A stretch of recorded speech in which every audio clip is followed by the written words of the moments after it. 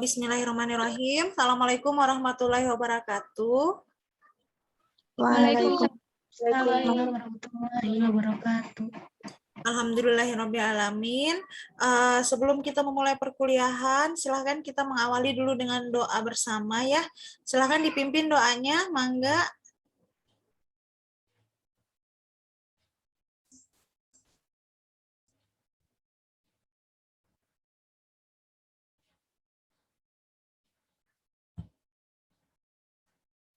Yang mau pimpin doa siapa? Mungkin Ariel Muhammad Yusuf, mangga.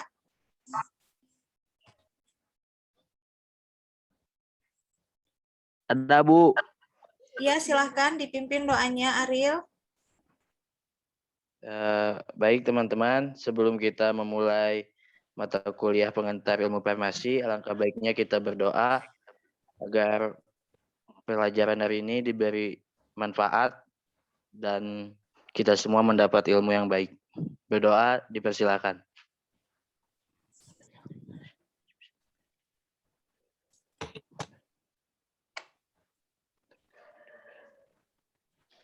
Berdoa dicukupkan. Baik, terima kasih. Gimana kabarnya semua, sehat? Alhamdulillah.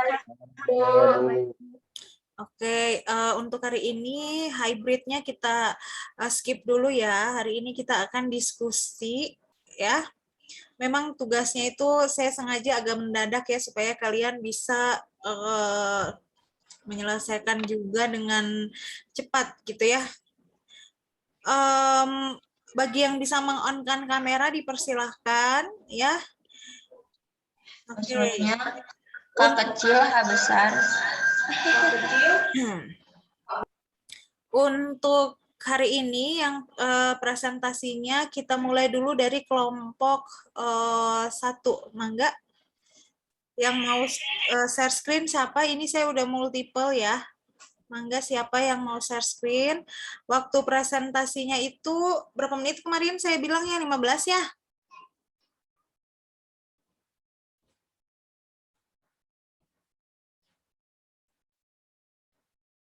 Kelompok 1 siapa aja? Yang mau share screen siapa? Tolong di kelompok 2, 3, dan 4 juga dipersiapkan ya, supaya kita agak cepat. Jadi banyak yang didiskusikan ya. Mangga, kelompok 1. Iya, Bu. Silakan share screen ya. Kelompok 2, 3, dan 4 dipersiapkan ya. Jadi biar langsung. Kelompok 1 yang mau share screen atas nama siapa? Saya wakilkan, Bu. Arfa dulu. Iya, mangga Arfa.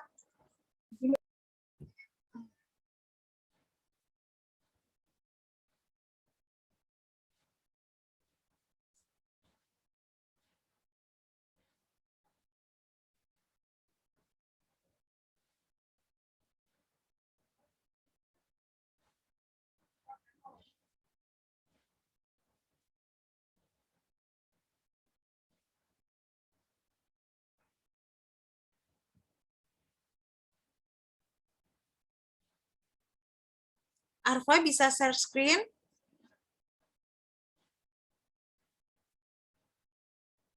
Iya, Bu, bentar ini mau.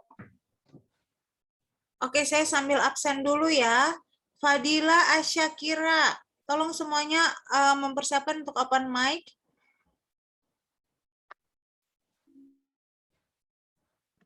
Iya, Ibu.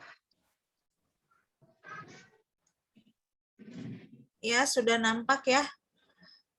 Oke, lanjut aja dulu presentasi, sebentar saya absen.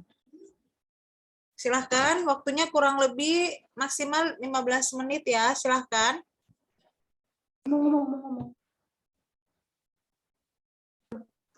Ibu, Ya, boleh nggak yang ngomong satu orang aja biar cepat, Ibu? ya boleh, mangga silahkan. Nanti yang lainnya bisa bantu menjawab kalau ada pertanyaan ya, mangga silahkan. Di atas nama. Bu, Assalamualaikum Assalamualaikum warahmatullahi wabarakatuh. Waalaikumsalam warahmatullahi wabarakatuh. Kami dari kelompok 1, ada Aknanisa Makfirah, ada Ahmad Fauzi, ada Andara Putri, ada Chelsea Elba, ada Dina Sisnawati, ada Dini Zakiyah, ada Denti Istiawati, ada Irfan Budi Ahmad Kusmadi. Jadi sekarang kita akan mempresentasikan tentang tugas farmasi di apotek. Jadi tugas farmasi itu ada melaksanakan peracikan, penyerahan obat, ada memberikan pelayanan informasi obat kepada pasien, penyaluran. Ini slide-nya nggak jalan ya? Pengelolaan administrasi. Punten, ini Terus, slide-nya nggak jalan pelayanan ya? informasi obat Halo? itu biasanya meliputi dosis, banyak persediaan. Punten, halo? Jalan? Halo, ini slide-nya nggak jalan ya? Iya, Bu. Ini slide-nya nggak jalan. Bukan, Bu. Halo, halo. Sebentar ya, Bu. Di saya slide-nya nggak berpindah. Kalau di teman-teman yang lain gimana? Sama Bu, nggak pindah. Sama Bu. Sinyalnya putus-putus, Diam Bu. aja. Sinyalnya agak kurang bagus, Bu. Ayo, kelompok 1 yang lain. Siapa aja ya? Arfa, ini slide-nya nggak bisa berpindah, Arfa.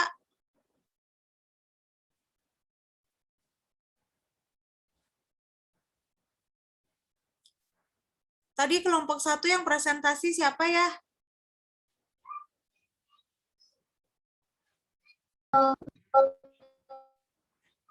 Chelsea Elba. Udah bisa. Nah, ini bisa ke slide awal nggak? Soalnya tadi nggak nampak slide awalnya. Coba.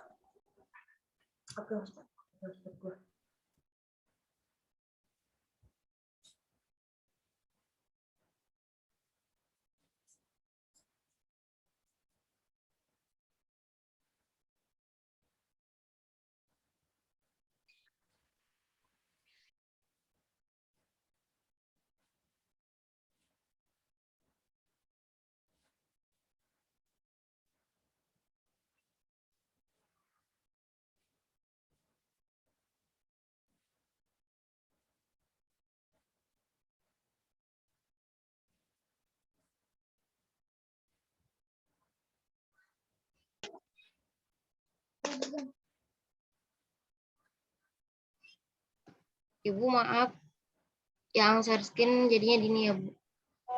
Ya, silahkan. Semuanya tolong dipersiapkan ya. Jadi kalau ada kendala bisa langsung diantisipasi ya. Ibu maaf, Bu, kendala sinyal.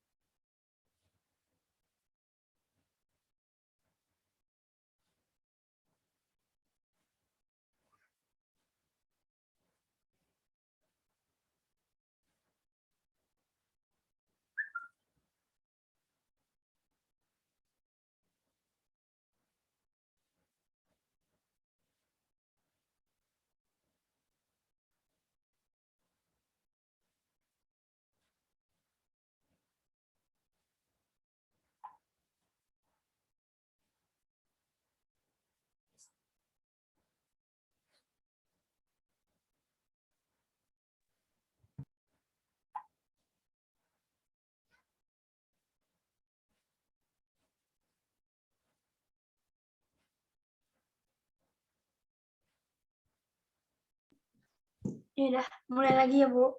Ya, yang lain tolong ini ya, share screen-nya kalau bisa ke siapa ini, ke Dini ya.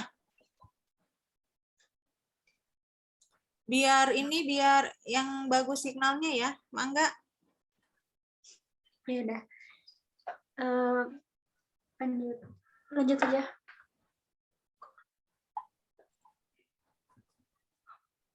Next. Nah, Jadi dari awal ya. Oke. Assalamualaikum warahmatullahi wabarakatuh. Kami dari kelompok 1 ya terdiri dari Aknanisa Maghfirah, Ahmad Fauzi, Andara Putri, Chelsea Elba, Dina Sisnawati, Din Zakia Nulisani, Denti Destiawati, Ervan Budi, Ahmad Kusmadi. Yang baca Chelsea Elba Nureta. Jadi kami akan menjelaskan tentang tugas farmasi di apotek. Tugas farmasi yang pertama itu ada melaksanakan peracikan, penyerahan obat, terus memberikan pelayanan informasi obat kepada pasien, terus penyaluran perbekalan farmasi dan pengelolaan administrasi. Pelayanan informasi obat itu meliputi dosis, bentuk sediaan, formulasi khusus, farmakokinetik, farmakologi, terapeutik, alternatif, efikasi, keamanan penggunaan pada ibu hamil dan menyusui, efek samping, dan interaksi obat. Dalam melakukan peracikan obat, itu meliputi pemberian etiket warna putih untuk obat dalam Bentar, atau ini kok tolong yang pindahin slide, jangan kemana-mana ya. Kok bolak-balik gitu ya? Ya, Bu, pas itu di skip langsung kayak gitu, Bu. Oh gitu, kenapa ya? Tolong nanti animasinya di ini aja ya, sederhana aja. Lanjut ya. ya. Terus melakukan peracikan obat tadi meliputi pemberian etiket warna putih untuk obat dalam atau oral. Terus pemberian etiket warna biru untuk obat luar. Terus menempelkan label seperti kocok dahulu dan memasukkan obat ke dalam wadah yang tepat.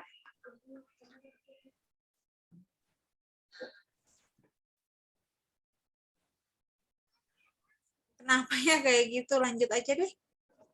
Ya dah.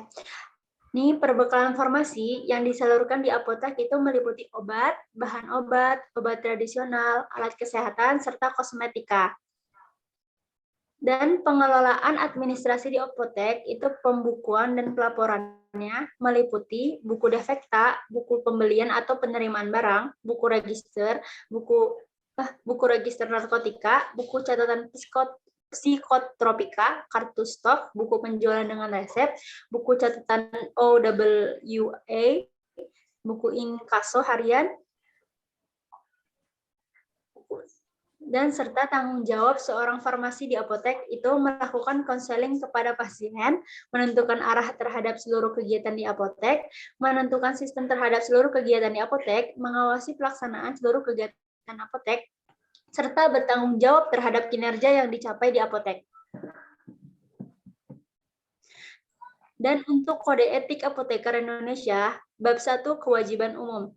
Pada pasal 1, sumpah atau janji setia apoteker harus menjunjung tinggi, menghayati, dan mengamalkan sumpah apoteker. Pasal kedua, setiap apoteker harus berusaha dengan sungguh-sungguh menghayati dan mengamalkan Kode Etik Apoteker Indonesia. Dan pasal ketiga, setiap apoteker harus senantiasa menjalankan profesinya sesuai kompetensi apoteker Indonesia, serta selalu mengutamakan dan berpegang teguh pada prinsip kemanusiaan dalam melaksanakannya. Pasal keempat, setiap apoteker harus selalu aktif mengikuti perkembangan di bidang kesehatan pada umumnya dan di bidang farmasi pada khususnya. Pasal kelima, di dalam menjalankan tugasnya, setiap apoteker harus menjauhkan diri dari usaha mencari keuntungan diri semata yang bertentangan dengan Punten, ini di skip aja ya. Kode etik apoteker sudah dibahas di pertemuan saya kemarin. Punten ya, mangga lanjut aja. Ya, baik. Berarti langsung kewajiban apoteker terhadap penderita. Itu terhadap pasal 9. Kewajiban apoteker terhadap teman sejawat pasal 10 dan pasal 11, pasal 12. Kewajiban apoteker farmasis terhadap sejawat petugas kesehatan lainnya itu pasal 13 dan pasal 14. Dah, terima kasih Bu. Sekian dari informasi farmasi di apotek. Oke, ini di apotek ya tadi ya? Oke, silahkan bila teman-temannya ada yang mau bertanya. Jadi untuk kelompok yang presentasi dan untuk semua kelompok ya, untuk semua kelompok nanti dikumpul di assignment di classroom, cukup mewakili saja per kelompok. Yang dikumpulkan itu adalah PPT. Lalu yang kedua adalah resume pada saat diskusi yang berisi nama-nama yang bertanya dan yang menjawab gitu ya, dan pertanyaan dan jawabannya gitu ya. Di resume singkat-singkat aja, yang penting ditulis nama yang bertanya dan nama yang menjawab karena ini akan menjadi penilaian ya. Oke, mangga silahkan yang mau mengajukan pertanyaan ya silahkan sebutkan nama dan NIM. Ya, sebentar, sorry. Nama, NIM, ya benar nama dan NIM aja deh. Boleh mangga. Assalamualaikum warahmatullahi wabarakatuh. Assalamualaikum warahmatullahi wabarakatuh. Sorry, tambah nama dan kelas aja deh, nggak usah NIM, nama dan kelas. Maaf ya. Ya, mangga silahkan. Assalamualaikum warahmatullahi wabarakatuh. Waalaikumsalam. Nama saya Andri Saputra dari kelas A Farmasi. Ingin bertanya kepada kelompok 1. Jelaskan apa buku Defekta itu. Terima kasih.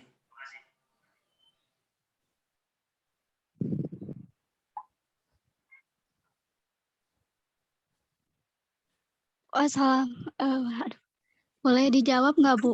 Jangan dulu. Nanti aja diskusinya sekarang. Sekarang bertanya dulu semua, nanti dijawabnya atau diskusinya kita di akhir aja. Ya, silahkan mangga. Yang pertanyaan kedua, tiap kelompok maksimal 3 pertanyaan ya, atau 4. Saya Bu. Ya, silahkan. Nama saya Ariel Muhammad Yusuf dari kelas A Farmasi. Izin bertanya, kan tugas seorang farmasi di apotek adalah menanggung jawab atas pencapaian dari apotek itu. Nah, indikasi pencapaian apotek yang baik itu seperti apa sih? Menurut seorang farmasi atau apoteker lah. Terima kasih. Oke, next.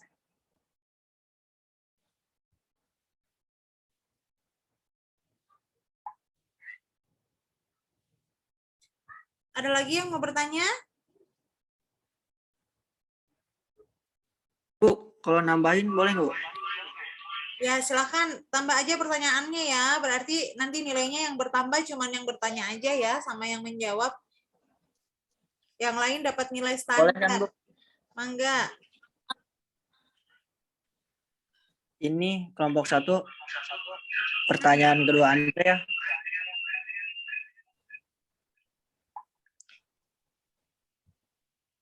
Ini kan ada peracikan obat meliputi yang ketiga itu kan label seperti kocok dahulu.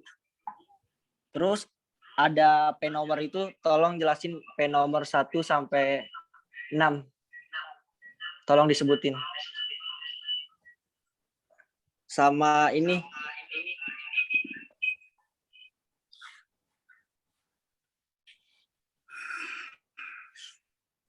Sama apa ya? Sama ini apa namanya? Sama jelaskan kartu stok. Sama contohnya. Terima kasih. Oke. Ada lagi yang mau bertanya? Satu lagi. Ini nggak ada yang mau bertanya nih. Nggak ada yang mau dapat nilai tambah, ayo. Lumayan lah ya, nilai ini tuh bisa menambah, misalnya dari pengaruh nilai keaktifan kalian pada saat diskusi ini, bisa jadi yang dari tadi misalnya cuman A- bisa menjadi A, B+ bisa menjadi A- gitu ya. Ada lagi? Yang mau bertanya? Nggak ada ya? Oke, kalau gitu saya yang bertanya ya.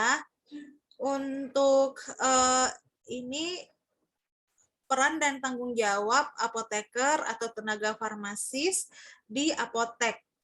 Nah, yang ingin saya tanyakan, kalau sesuai undang-undang gitu ya, kira-kira di apotek itu untuk pelayanan farmasi kliniknya ada apa aja ya. Dan jelaskan secara singkat juga kira-kira dari macam-macam atau jenis-jenis pelayanan farmasi klinik itu maksudnya apa? Dari ini kan pelayanan farmasi klinik kan ada beberapa ya. Nah, itu dijelaskan maksudnya apa tiap pelayanan farmasi klinis yang ada di apotek gitu ya. Sesuai dengan undang-undangnya, nanti disebutkan juga undang-undangnya gitu ya. Oke, cukup untuk kelompok 1. Terima kasih. Ya, silahkan ditutup dulu.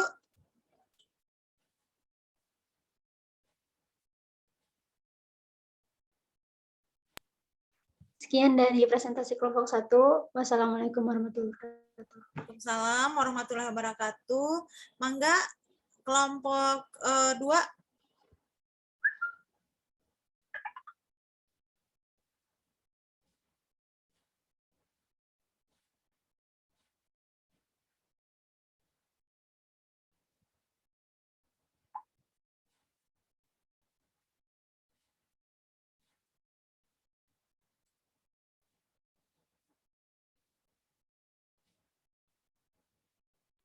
Ibu maaf ya, share screen masih dini atau perwakilan kelompok 2? Mangga, siapa yang bisa? Kalau kelompok 2 nggak bisa, Mangga sama Dini. Kelompok 1 silakan, tadi pertanyaannya dicari jawabannya ya. Mohon maaf mau nanya. Mau nanya apa ya? Ibu kalau itu yang presentasi kelas A dulu gitu. Ya, boleh. Tadi kelas A atau kelas B ya? Tadi kelas A, Bu. Ya, boleh kelas A aja. Atau ini kelompok 1 kelas B deh. Kelompok 1 kelas B. Oh iya, Bu. Makasih, Bu. Mohon siap ya, kelompok 2 kelas A dan kelompok 2 kelas B. Mohon tadi di kelas A bisa dikirim aja nggak itu PowerPoint-nya ke Dini, biar nanti Dini yang share screen sekalian, nggak apa-apa. Biar cepat. Begitupun juga kelas B dikumpul ke 1 orang ya yang bisa share screen ya. Ibu, ini sekarang giliran siapa? Kelompok 1B. Oh iya, saya share screen ya, Bu. Ya. Kelompok 2, 3, dan 4B bisa di-share screen ke Hasna ya. Biar nanti bisa langsung presentasi. Oke, Mangga silahkan. Ini sudah terlihat. Ya.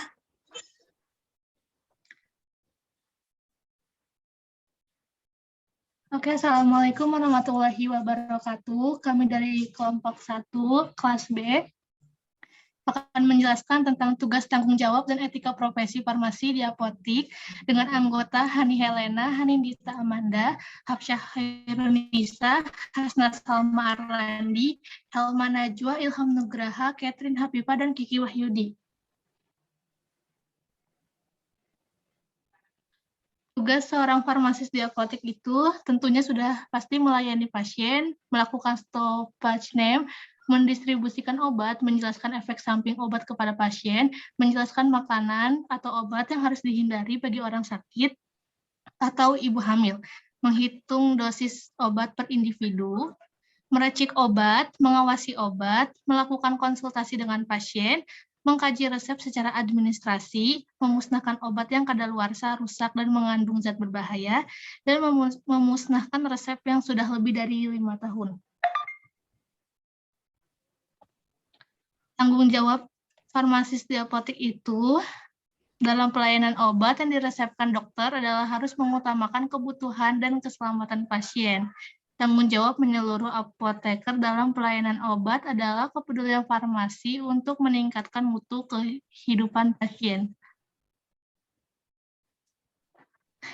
Etika profesi farmasis di apotek, pengertian etika profesi menurut Sir dalam Suhiwardi Lubi, menurutnya suatu sikap hidupnya berupa keadilan untuk dapat memberikan layanan yang profesional terhadap masyarakat dengan penuh ketertiban, serta suatu sistem norma nilai serta aturan profesional tertulis dengan secara tegas, menyatakan apa yang benar serta baik dan juga apa yang tidak benar serta tidak baik bagi profesional. Kode etik tersebut menyatakan perbuatan yang benar atau salah, perbuatan apa yang harus dilakukan, serta juga apa yang harus dihindari. Etika di apotek itu kerja harus tepat waktu, melayani pasien dengan ramah, selalu menggunakan jas lab ketika sedang di apotik, memiliki rasa tanggung jawab, saling menghargai antar pekerja di apotik, dan bila obatnya kosong, kita harus menganjurkan obat lain yang sama khasiatnya. Sudah, Bu. Terima kasih. Ya, terima kasih. Mangga yang mau bertanya, silakan di stop share ya. Bersiap kelas A kelompok 2. Assalamualaikum, maaf Bu, izin bertanya. Iya, Mangga.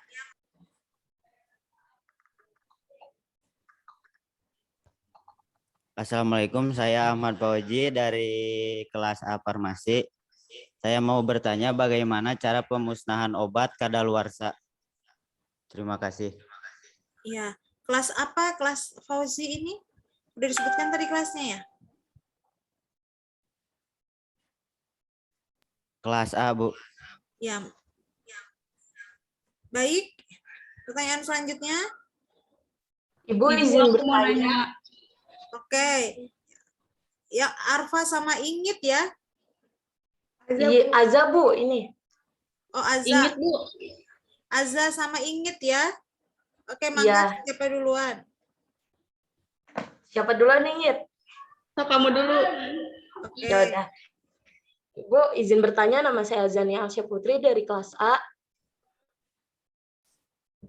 Ini Hasna izin bertanya ya. Ini kan apa maksud dari stok opnam? Terus bagaimana cara apa sih? Kalau stok opnam kan berarti kita ngecek stok sebulan yang lalu atau per berapa bulan. Nah, kalau misalnya beda di kartu stok, bagaimana cara mengatasinya?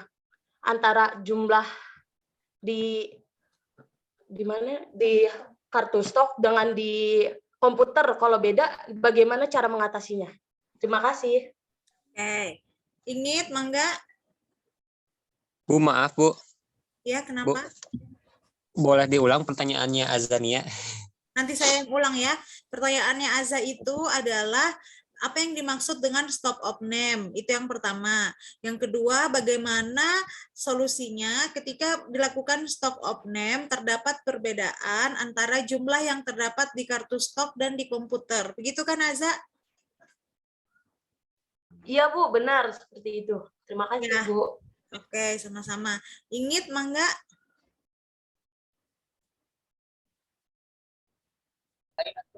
Ibu, maaf pertanyaannya sama aja. Oke. Kayaknya cukup ya, karena kan tadi sudah 2 pertanyaan juga. Mangga, kelompok 2A, silahkan.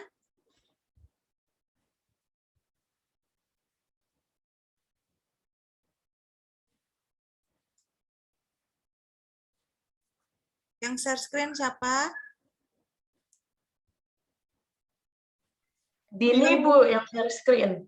Ya, silahkan ya. Mangga yang kelas B mungkin dibantu sama Hasna ya untuk share screen-nya. Nggak apa-apa ya, Hasna? Iya, Bu, nggak apa-apa. Ya, Mangga, kelompok 2.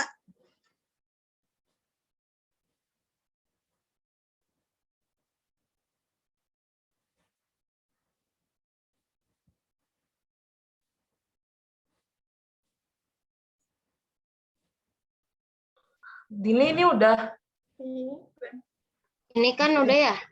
dilebarin boleh nggak tolong? Ya, bentar.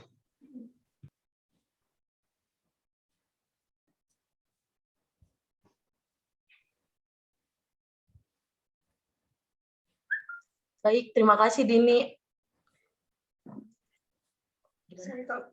Di sini saya dan Aza akan menjelaskan tentang instalasi farmasi rumah sakit. Kami dari kelompok 2, lanjut Din. Anggotanya ada Zanial Syaputri, Agam Rivaldi, Alfi Yusri, Arfa Lulu, Ariel Muhammad Yusuf, Clarissa Agustina, dan Dara Aprilia Putri. Bisa tolong lanjut, Din? Definisi instalasi farmasi itu suatu departemen atau unit atau bagian di bawah pimpinan seorang apoteker dan dibantu beberapa apotek yang memenuhi persyaratan perundang-undangan yang berlaku, kompeten secara profesional, tempat, fasilitas, dan bertanggung jawab atas seluruh pelayanan kefarmasian. Pelayanan mencakup perencanaan, pengadaan, produksi, penyimpanan, dispensing, pengendalian mutu, dan farmasi klinis. Lanjut, Din. Dasar hukum IFRS ada sesuai ketentuan Kemenkes RI nomor 1197 /Menkes /SK /2004 tentang standar pelayanan farmasi di rumah sakit dan SK Menkes RI nomor 1333 /Menkes /SK /12/1999 tentang standar pelayanan rumah sakit. Visi misi pelayanan rumah sakit visinya penyataan tentang keadaan dan status IFRS yang diinginkan pada waktu yang akan datang, biasanya mengacu pada visi rumah sakit. Misinya, fungsi apa yang dilakukan IFRS, kepada siapa IFRS melakukan fungsi tersebut, bagaimana ya IFRS berbuat untuk mengisi fungsi itu. 4. Kenapa IFRS ini ada? Motonya janji pelayanan yang diberikan. Fungsi pelayanan klinik berkaitan langsung dengan penderita seperti pemantauan terapi obat, evaluasi penggunaan obat, konseling, PIO, dan lain-lain. Pelayanan non-klinik, pelayanan pembekalan farmasi. Lebih lanjutnya akan dijelaskan oleh Arfa Lulu. Fungsi pengelolaan pembekalan farmasi yaitu pertama, memilih perbekalan farmasi sesuai kebutuhan pelayanan rumah sakit. Kedua, merencanakan kebutuhan perbekalan farmasi secara optimal. Ketiga, mengadakan perbekalan farmasi berpedoman pada perencanaan yang telah dibuat sesuai kebutuhan yang berlaku. Keempat, memproduksi perbekalan farmasi untuk memenuhi kebutuhan pelayanan kesehatan di rumah sakit. Kelima, menerima perbekalan farmasi sesuai dengan spesifikasi dan ketentuan yang berlaku. Keenam, menyimpan perbekalan farmasi sesuai dengan spesifikasi dan persyaratan kefarmasian. Ketujuh, mendistribusikan perbekalan farmasi ke unit-unit pelayanan di rumah sakit. Yang kedua, fungsi pelayanan kefarmasian dalam penggunaan obat dan alat kesehatan. 1. Mengkaji instruksi pengobatan atau resep pasien. Kedua, mencegah, mengidentifikasi dan mengatasi masalah yang berkaitan dengan penggunaan obat dan alat kesehatan. Ketiga, memantau efektivitas serta keamanan penggunaan obat dan alat kesehatan.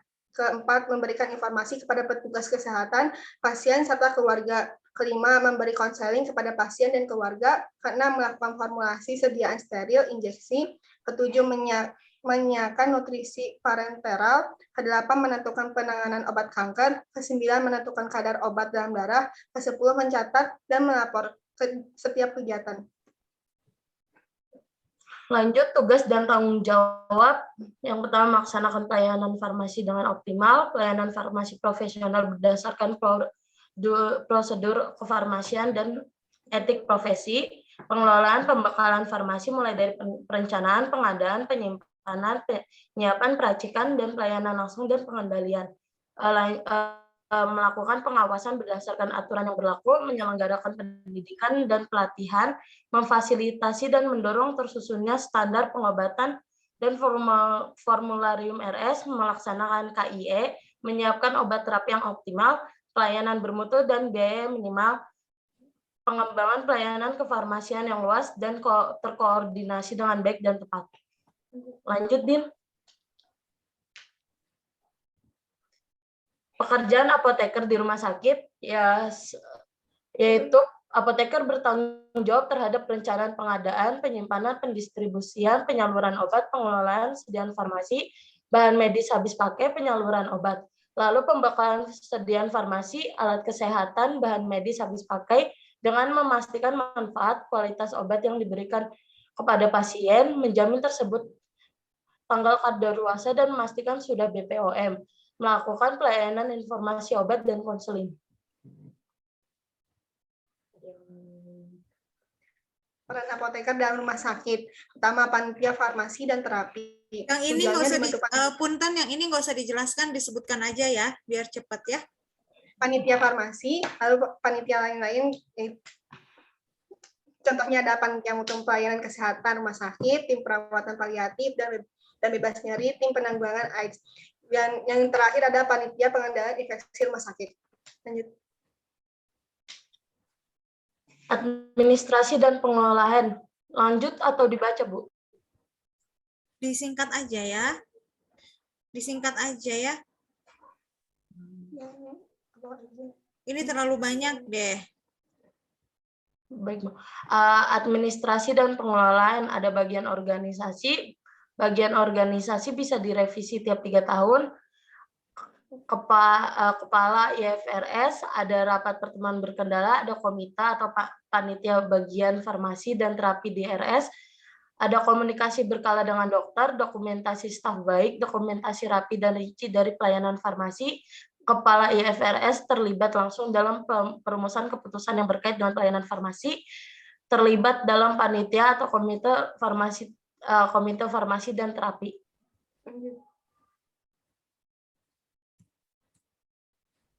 Din. Struktur organisasi. Yang pertama ada kepala instansi farmasi, terus ada admin IFRS, terus ada pengelola perbekalan, pelayanan farmasi klinik, dan manajemen mutu. Staf dan kepemimpinan IFRS dipimpin oleh apoteker. Apoteker mengelola minimal punya pengalaman 2 tahun di bagian farmasi rumah sakit. Apotek terdaftar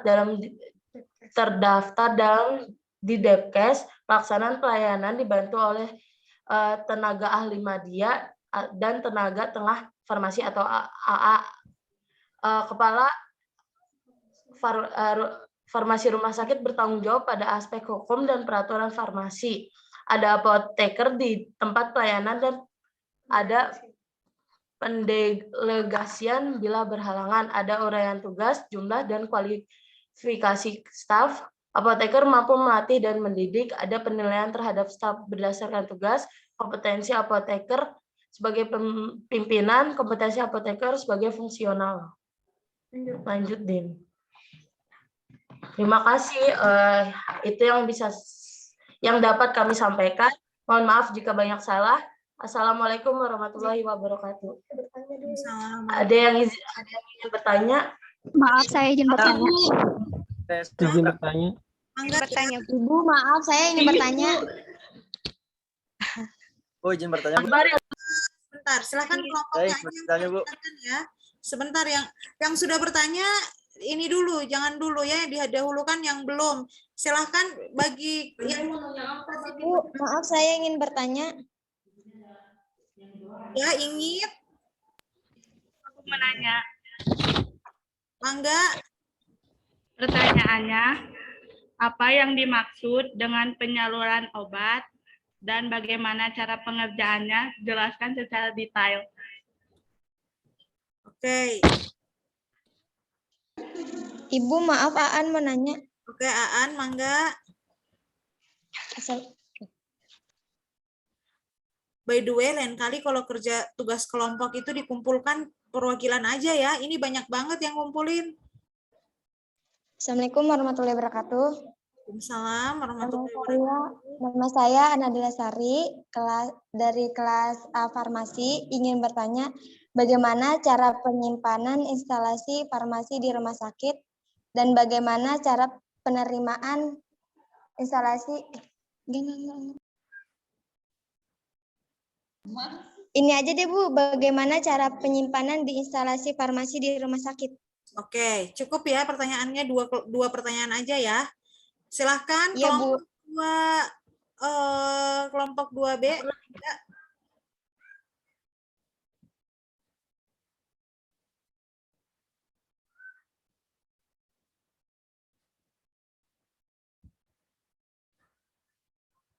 Silahkan dicari jawabannya ya, sehingga nanti pada saat diskusi jawaban langsung bisa dijawab ya. Ibu, mohon maaf Ibu, ini boleh saya tanyakan lagi ke Inggit, Bu. Saya dari kelompok 2. Ya. Ibu, ini kan pertanyaan Inggit, apa yang dimaksud dengan penyaluran obat? Nah, itu penyaluran obat langsung ke pasien atau melalui depo-depo, Bu? Ya, gimana ini? Maksud pertanyaannya? Langsung ke pasien atau ke depo-depo, Bu? Soalnya kan kalau IFRS pasti melalui depo kan?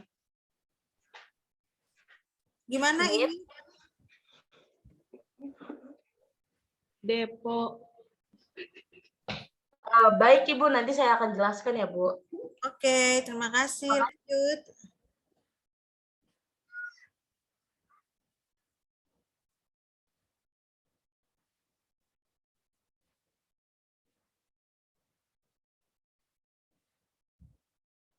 Silahkan ya, kelompok 2B.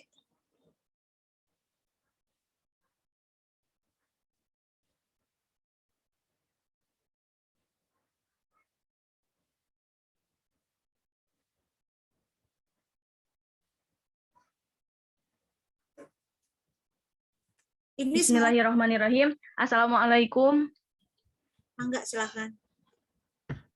Bismillahirrahmanirrahim. Assalamualaikum warahmatullahi wabarakatuh. Waalaikumsalam warahmatullahi wabarakatuh. Di sini saya akan menjelaskan tentang farmasi di rumah sakit atau instalasi farmasi di rumah sakit. Adapun perkenalkan, nama saya Fatimah Ajahra. Adapun anggota kelompok saya yang terdiri dari Fadilah Asyakira, Fitri Nur Aini, Gebi Salsabila Eriko, Istiqomah Sri Agustina, Kansa Fidelia Nabilah, dan Lutfi Muhammad Haikal. Instalasi farmasi rumah sakit. Instalasi farmasi rumah sakit atau IFRS adalah suatu unit di rumah sakit tempat penyelenggaraan semua kegiatan pekerjaan kefarmasian yang ditunjukkan untuk keperluan rumah sakit dan pasien.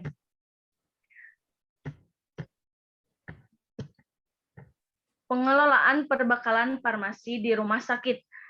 Adapun beberapa pengelolaan perbekalan farmasi di rumah sakit, yang pertama adalah pemilihan, yang kedua perencanaan kebutuhan, selanjutnya pengadaan, penerimaan, penyimpanan, pendistribusian, pemusnahan dan penarikan, pengendalian dan administrasi.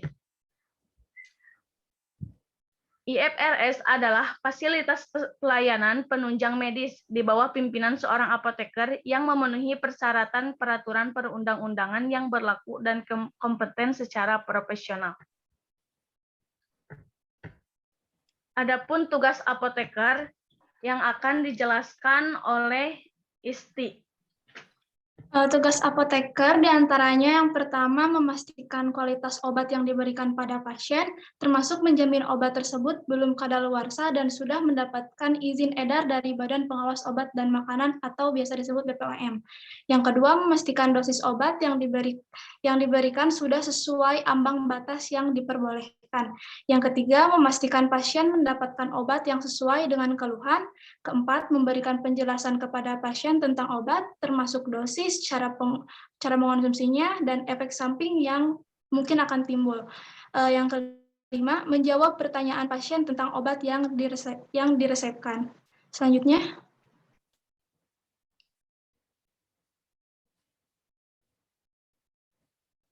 sediaan farmasi dan perbekalan kesehatan. Obat yaitu obat, bahan obat, gas medis, dan alat kesehatan mulai dari pemilihan, perencanaan, pengadaan, penerimaan, penyimpanan, pendistribusian, pengendalian, penghapusan administrasi, dan pelaporan, serta evaluasi yang diperlukan bagi kegiatan pelayanan rawat jalan dan rawat inap.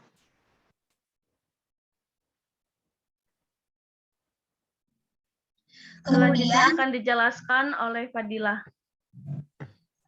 Kemudian ada tanggung jawab IFRS, yaitu mengembangkan pelayanan farmasi yang luas dan terkoordinasi dengan baik dan tepat untuk memenuhi kebutuhan unit pelayanan dan bersifat diagnosis dan terapi untuk kepentingan pasien yang lebih baik. Next. Kemudian ada etika IFRS terhadap pasien, yaitu harus mengutamakan kepentingan masyarakat, menghormati hak asasi pasien, dan melindungi makhluk hidup insani. Yang kedua, terhadap teman sejawat harus memperlakukan teman sejawatnya sebagaimana ia sendiri ingin diperlakukan. Terus harus saling skip aja ya, udah dibahas, sudah pernah dibahas. Lanjut aja ke slide berikut. ya. Oke. Sekian dan terima kasih. Silakan yang mau mungkin cukup sekian dari kelompok kami. Apakah ada yang ingin ditanyakan? Ini yang raise hand. Maaf, saya izin bertanya. Saya mau bertanya.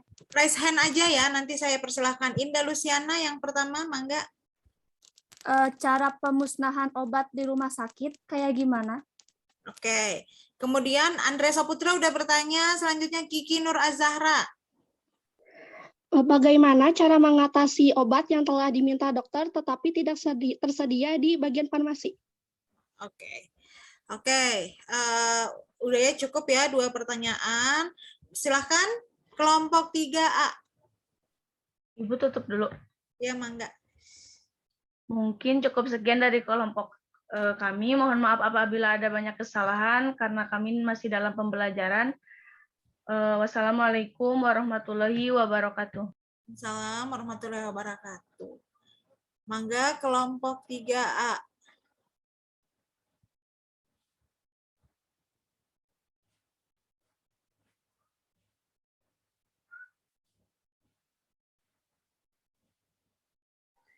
Sudah muncul Ibu PPT-nya? Iya.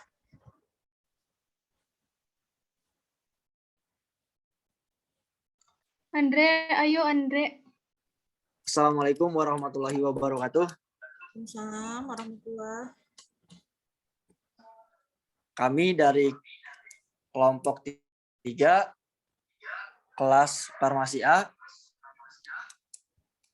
ingin menjelaskan tentang industri farmasi yang beranggota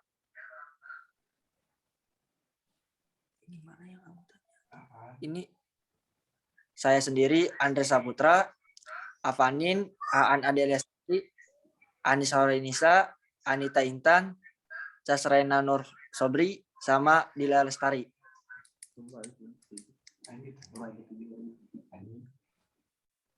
Definisi farmasi industri yang meliputi industri obat yang jadi dan industri bahan baku obat. Industri obat jadi adalah industri yang menghasilkan suatu produk yang telah melalui seluruh tahap proses pembuatan. Sedangkan industri bahan baku obat adalah industri yang menghasilkan bahan baku yang diperlukan pada proses pembuatan suatu obat jadi. Proses pembuatan merupakan seluruh rangkaian kegiatan yang menghasilkan suatu obat yang meliputi produksi dan pengawasan mutu mulai dari pengadaan bahan awal, proses pengolahan, pengemasan, sampai obat jadi untuk didistribusi. Next. Punten ya, maaf saya potong. Jadi untuk tugas selanjutnya itu kan ada 4 kelompok ya. Nah 4 kelompok ini merupakan gabungan dari kelas A dan B ya. Jadi bukan per masing-masing kelas ya, tapi ini merupakan 4 kelompok ya, gabungan antara kelas A dan B. Misalnya mungkin kelompok 1 dan 2 kelas A ya dibagi 2, kelompok 3 dan 4 kelas B. Untuk tugas berikutnya seperti itu ya. Paham ya? Paham, Bu. Oke, lanjut. Paham, Bu. Lanjut ya, mangga. Ini kalau misalnya narasinya banyak banget, dipersingkat aja ya, yang penting-penting aja. Silakan. Terutama yang misalnya tugas dan tanggung jawab farmasis ya, serta etikanya gimana gitu aja ya. Oke, mangga. Selanjutnya tanggung jawab apoteker. Yang pertama, apoteker sebagai penanggung jawab produksi. Yang kedua, apoteker sebagai penanggung jawab pengawaan mutu. Yang ketiga, apoteker sebagai penanggung jawab pemastian mutu. Yang keempat, apoteker sebagai tenaga pemasaran. Yang kelima, apoteker dalam riset dan pengembangan produk. Peran, fungsi, dan tugas apoteker di industri farmasi.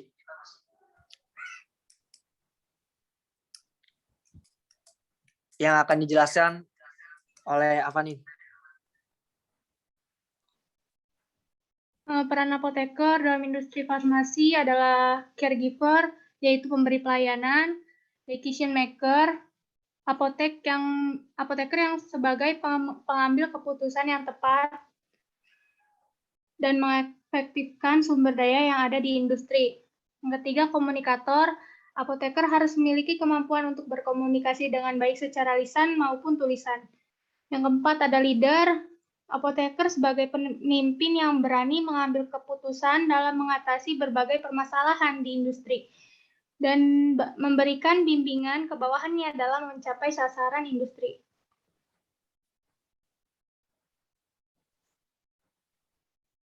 Yang kelima, ada manajer. Apoteker sebagai pengelola seluruh sumber daya yang ada di industri farmasi dan mampu mengakumulasikannya untuk meningkatkan pengetahuan dan kemampuan.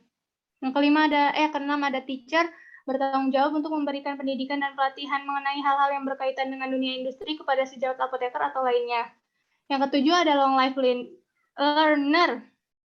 Apoteker belajar terus-menerus untuk meningkatkan pengetahuan dan kemampuan. Yang kedelapan ada researcher.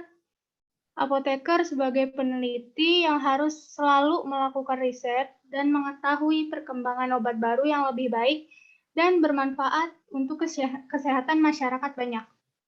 Peran tersebut diterapkan di dalam fungsi-fungsi industrial yang diperlukan, yaitu manajemen produk, pemastian atau manajemen mutu, quality assurance.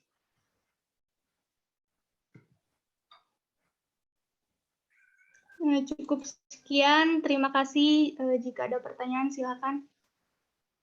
Silakan, presiden ya. Anissa. Lihat. Assalamualaikum warahmatullahi wabarakatuh. Waalaikumsalam warahmatullahi wabarakatuh. Izin bertanya kepada kelompok 3. Saya Anissa Angelia dari Farmasi kelas A. Pertanyaannya, berapakah jumlah minimal apoteker di industri farmasi dan bekerja di bidang bagian mana saja? Terima kasih. Oke, terima kasih. Selanjutnya Arfa Lulu. Ya, Bu. Saya Arfa Almazan dari kelas A. Saya ingin bertanya ke kelompok 3, apa saja naungan farmasi industri? Lalu yang kedua, bila industri farmasi yang sudah memiliki sistem HVAC, namun inlet dan outletnya tidak sesuai pedoman CPOB, apakah industri harus melakukan renovasi HVAC?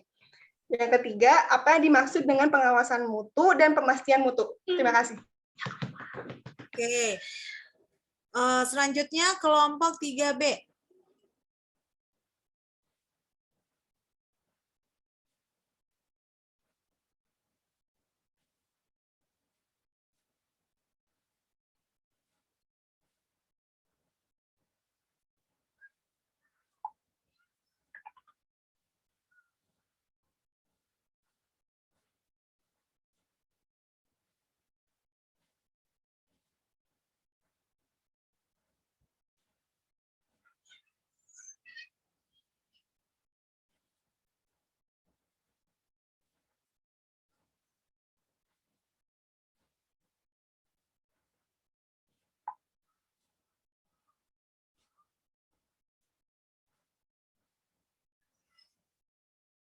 Ibu maaf.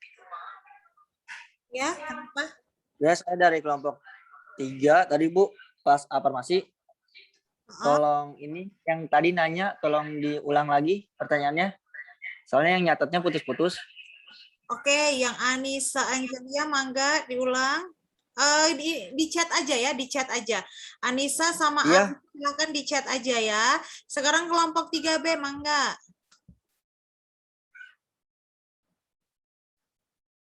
Kelompok 3B.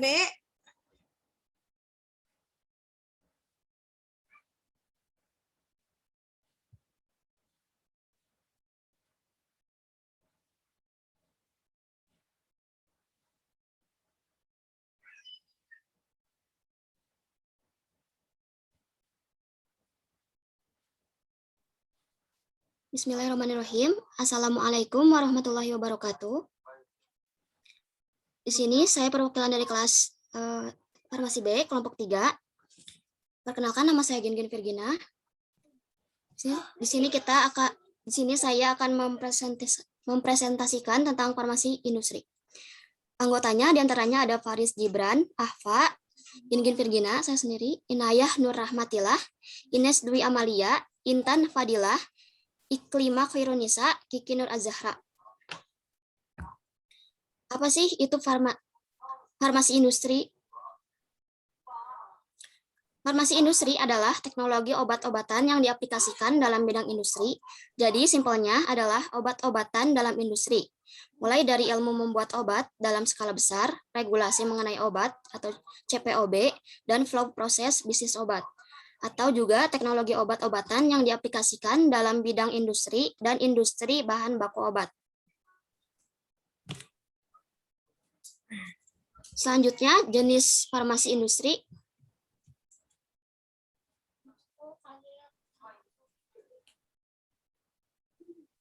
Di antaranya yang pertama ada industri riset, yaitu dekat obat dan baku obat hasil penelitian sendiri. Yang kedua ada industri manufaktur, yaitu industri farmasi fitomatika yang menghasilkan produk obat dari bahan alam. Yang ketiga ada industri sintesis atau pementasi farmasi, yaitu dukungan bahan aktif obat atau bahan baku lainnya. Dan yang terakhir itu ada industri jasa, yang merupakan jasa penelitian, sintesis, atau formulasi. Selanjutnya ada tanggung jawab profesi farmasi di bidang industri. Di antaranya ada kesesuaian dengan prosedur, pembuatan obat, seleksi peralatan, kebersihan, laporan bulanan, anggaran tahunan, perencanaan produksi, dan pengadaan atau pembelian. Selanjutnya ada tugas apoteker di bidang industri. Yang pertama ada registrasi obat dan desain kemasan. Selanjutnya ada tenaga pemasaran. Yang ketiga ada quality control atau QC. Dan yang terakhir quality assurance. Selanjutnya ada prinsip etika profesi di bidang industri. Yang dimana yang pertama itu ada prinsip tanggung jawab. Yaitu seorang yang memiliki profesi harus mampu bertanggung jawab atas dampak yang ditimbulkan dari profesi tersebut, khususnya bagi orang-orang di sekitarnya. Selanjutnya prinsip keadilan, yaitu menuntut agar seseorang mampu menjalankan profesinya tanpa merugikan orang lain, khususnya orang yang berkaitan dengan profesi tersebut. Selanjutnya ada prinsip otonomi, yaitu seseorang memiliki hak untuk melakukan atau tidak melakukan pekerjaan atau suatu tugas berdasarkan kode etik yang berlaku dalam profesi tersebut. Selanjutnya ada prinsip integrasi moral, adalah kualitas kejujuran dan prinsip moral dalam diri seseorang yang dilakukan secara konsisten dalam menjalankan profesinya. Selanjutnya akan dijelaskan oleh Iklima.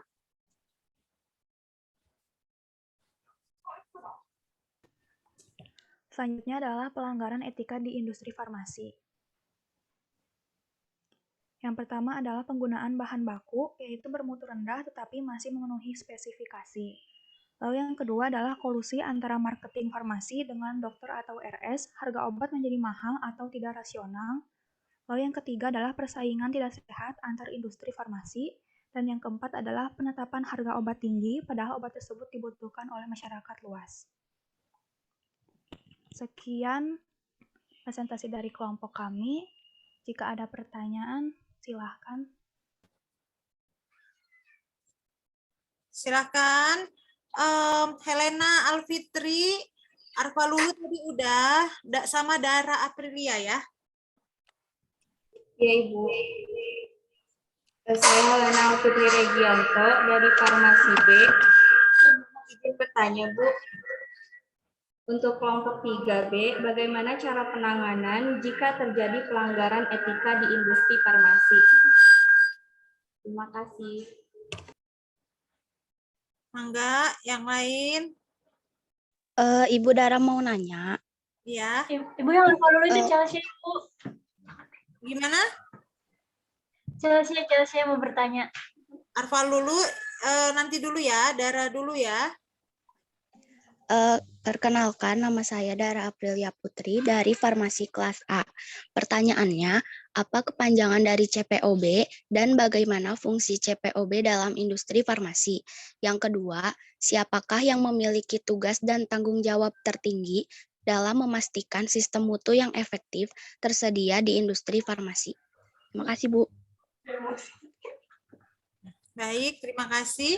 Kita lanjut dulu ya. Di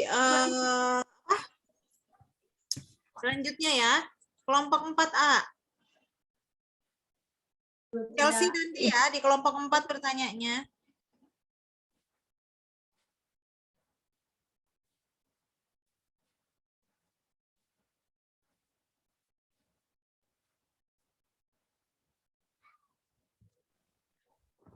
Assalamualaikum warahmatullahi wabarakatuh. Waalaikumsalam. Perkenalkan, saya perwakilan dari kelompok 4 yang akan membahas tentang farmasi pemerintahan. Anggota kami terdiri dari saya, Agil Putra Nugraha, Anggun, Anissa, Bunga, Clarissa, Adrianita, dan juga Neng. Next. Peran apoteker di BPOM. Next.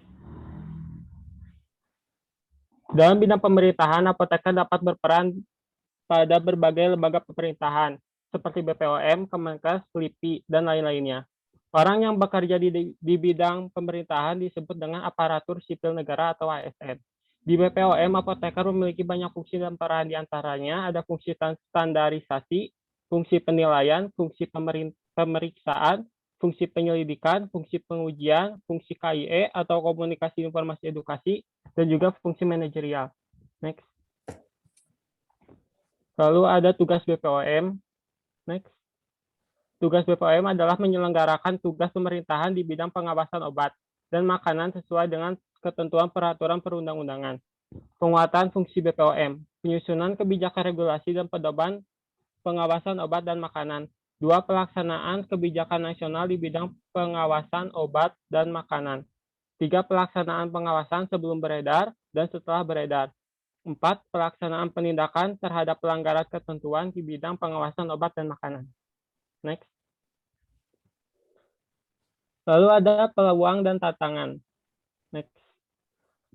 Peluangnya berkembang e-commerce cukup besar, perkembangan teknologi informasi, perkembangan teknologi informasi untuk pelayanan online, kerjasama multilateral dan bilateral, lalu ada perkembangan industri obat dan makanan. Next. Tantangannya ada bonus demografi, adanya SKN dan JKN, pergeseran situasi isu, lalu potensi ekspor produk farmasi, desentralisasi bidang kesehatan, maraknya penjualan obat dalam dan makanan ilegal secara online. Next. Ada peran apoteker di bidang pemerintahan.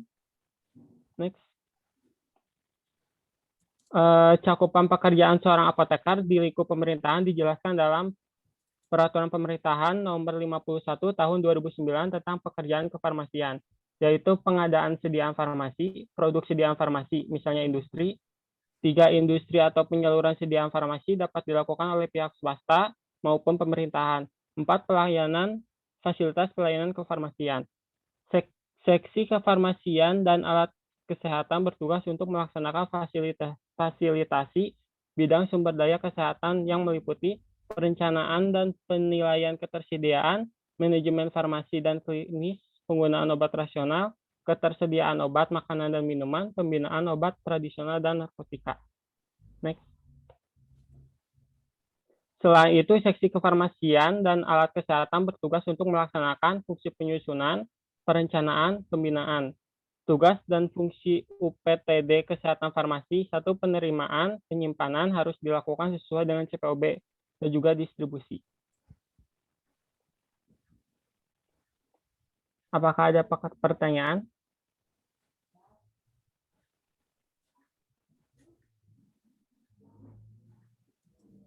Silahkan ya. Tadi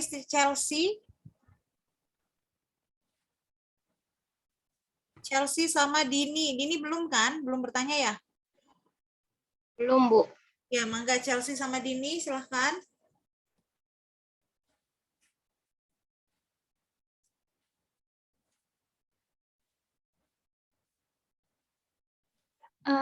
Sejauh mana peran BPO? Nama Chelsea Albanureta, kelas A Farmasi. Sejauh mana peran BPOM dalam mengatur dan mengawasi peredaran obat? Dan pertanyaan kedua, Ya, silahkan. bagaimana subsisten pengawasan pemerintah? Thank you. Makasih. Iya, selanjutnya Dini. Perkenalkan, nama Dini Zakia Nur Insani dari kelas A. Pertanyaannya, apakah ada standar pelayanan kefarmasian di bidang pemerintahan? Jika ada, tolong dijelaskan. Oke, mangga. Selanjutnya kelompok 4B.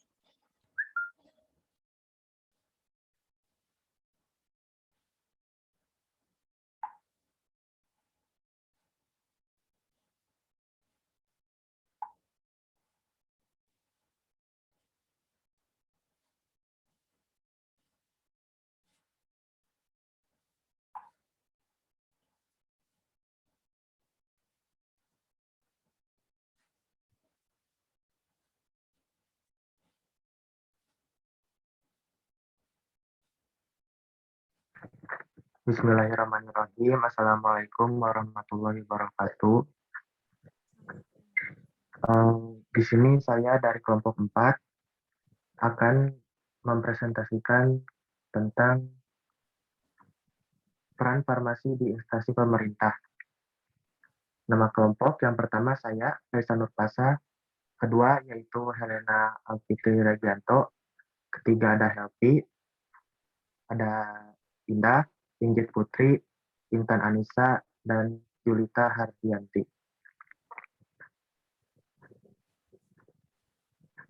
Apoteker di instalasi pemerintah. Next, instansi pemerintah. Departemen Kesehatan adalah instansi pemerintah yang paling banyak menyerap tenaga kerja farmasis, terutama Direktorat Jenderal Pengawasan Obat dan Minuman atau Dirjen BPOM dan jajaran Pusat Pemeriksaan Obat atau PPOM dan Balai Pemeriksaan Obat dan Makanan Balai POM di daerah. Demikian pula bidang pengendalian farmasi dan makanan pada setiap kantor wilayah, Departemen Kesehatan dan jajaran Dinas Kesehatan sampai ke daerah tingkat 2 dan gudang farmasi. Fungsi utama farmasis pada instansi pemerintah: 1. Administratif, 2. Pemeriksaan, 3. Bimbingan, 4. Pengendalian.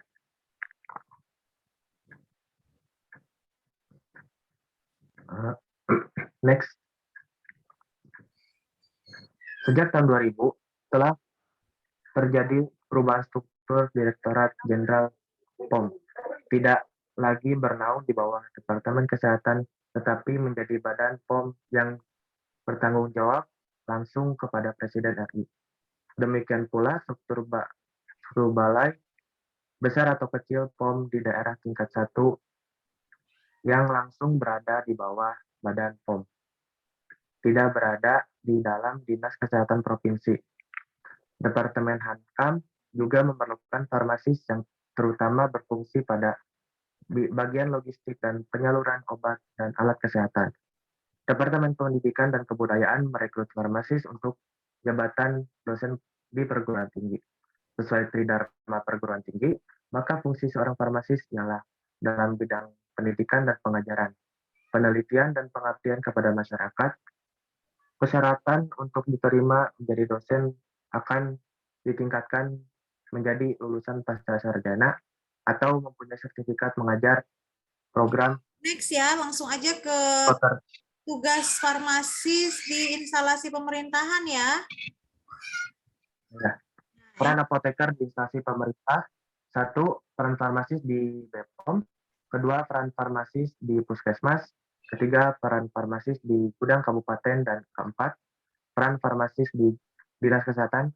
Selanjutnya akan dijelaskan oleh rekan saya, Intan Anissa.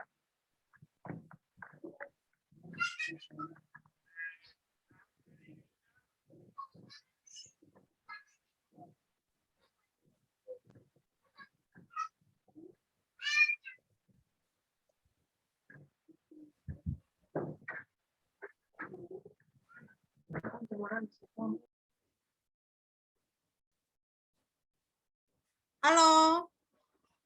Yang ini PowerPoint-nya banyak banget, dipersingkat aja ya. Peran di BPOM tadi, kemudian di mana gitu ya. Halo? Nggak usah fungsi BPOM, sebutkan aja perannya ya. Yang ini juga nggak usah. Silakan dipilih-pilih sendiri ya.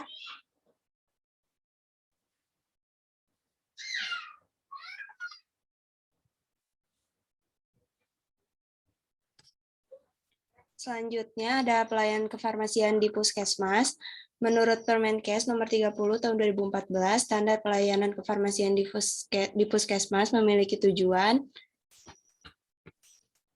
meningkatkan mutu pelayanan kefarmasian, menjamin kepastian hukum bagi tenaga kefarmasian, melindungi pasien dan masyarakat dari penggunaan obat yang tidak rasional dalam rangka keselamatan pasien. Standar pelayanan kefarmasian di Puskesmas meliputi pengolahan obat dan bahan medis habis pakai, serta pelayanan farmasi klinis. Pelayanan farmasi klinis meliputi pengkajian resep, penyerahan dan pemberian informasi obat, pelayanan informasi obat atau PIO, konseling, ronde visit pasien pada puskesmas rawat inap, pemantauan dan pelaporan efek samping obat, pemantauan terapi obat, dan evaluasi penggunaan obat.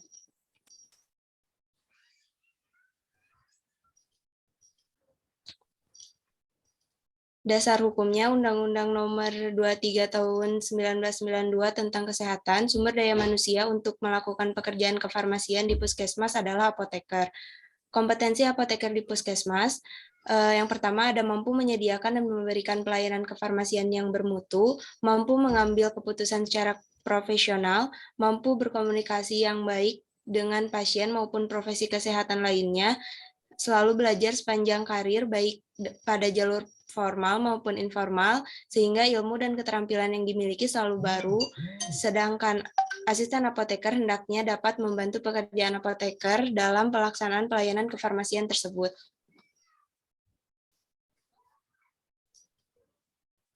Tugas farmasis di apotek, memeriksa keabsahan resep, peracikan resep, dan penyerahan obat pada pasien atau PIO. Peran farmasis. Selanjutnya akan disampaikan oleh Julita. Peran farmasis di gudang kabupaten. Gudang farmasi kabupaten mempunyai tugas pengelolaan perbekalan farmasi dan peralatan kesehatan yang diperlukan dalam rangka pelayanan kesehatan, pencegahan dan pemberantasan penyakit dan pembinaan kesehatan masyarakat di kabupaten sesuai petunjuk Kepala Dinas Kesehatan. Lanjut. Gudang farmasi adalah unit pelaksanaan teknis Dinas Kesehatan. Gudang farmasi dipimpin oleh seorang kepala yang kepala dalam melaksanakan tugasnya berada di bawah dan bertanggung jawab langsung kepada Kepala Dinas Kesehatan untuk menyelenggarakan tugas tersebut. Lanjut. Fungsi gudang farmasi di kabupaten atau kota, melakukan penerimaan, penyimpanan, Next. Peran farmasis aja. Lanjut.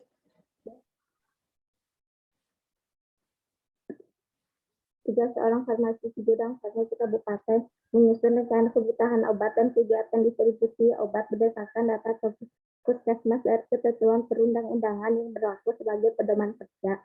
Melaksanakan kegiatan farmasi meliputi permintaan obat di gudang farmasi, penyimpanan dan distribusi ke unit layanan, serta koordinasi lintas program terkait sesuai dengan prosedur dan ketentuan perundang-undangan yang berlaku, mengevaluasi hasil kegiatan farmasi secara keseluruhan, membuat catatan dan laporan kegiatan di bidang tugasnya sebagai bahan informasi dan pertanggungjawaban kepada atasan, melaksanakan tugas lain yang diberikan oleh atasan.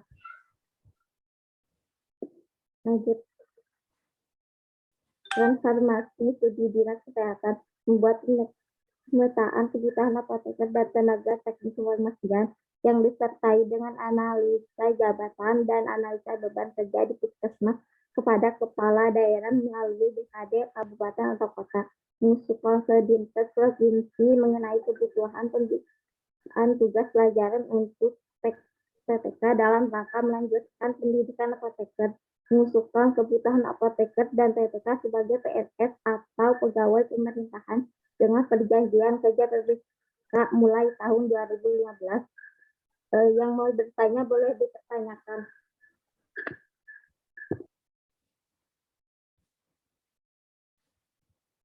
Silakan Anis Hairunisa. Assalamualaikum warahmatullahi wabarakatuh. Perkenalkan, nama saya Anis Hairunisa dari kelas A. Pertanyaan pertama, bagaimana cara melindungi pasien dan masyarakat dari penggunaan obat yang tidak rasional? Pertanyaan kedua, apa perbedaan dari POM dan BPOM? Makasih. Ya, selanjutnya Gingin. Perkenalkan, nama saya Gingin Virgina dari kelas Farmasi B. Izin bertanya. Untuk pertanyaannya, siapa yang mempunyai tugas atau wewenang tertinggi pada farmasi pemerintahan? Udah. Oke. Ibu boleh nambah satu pertanyaan nggak, Bu? Ya udah satu, Adzania, mangga. Ya udah. Izin bertanya, apakah farmasi di kabupaten dapat menyalurkan obat ke kota? Terus pertanyaan kedua, bagaimana penyaluran obat di gudang, Bu? Oke. Terima kasih. Iya, sama-sama. Oke, sekian ya. Tadi untuk semua kelompok dari kelas A dan kelas B sudah mempresentasikan dan mendapatkan pertanyaan dari topik-topik tiap kelompok. Silahkan mungkin sekarang bisa langsung dijawab ya oleh kelompok 1A dulu, mangga.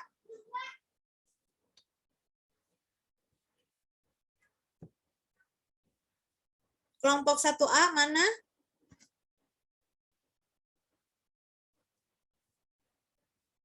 Halo? Iya, Bu, halo. Ini akan dijawab, Bu. Ya, silahkan ya. Yang 1B dan kelompok lain mempersiapkan. Jadi ketika saya mempersilahkan, langsung bisa segera dijawab ya. Mangga kelompok 1A dulu.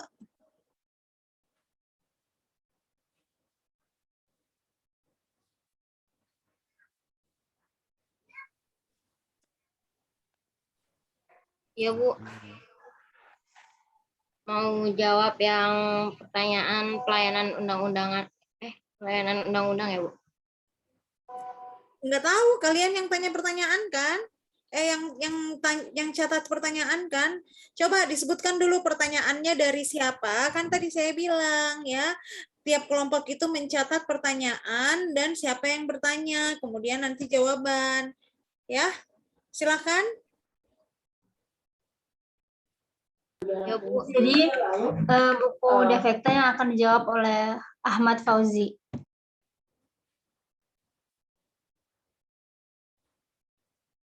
Silahkan ya, langsung aja ya. Biar cepat.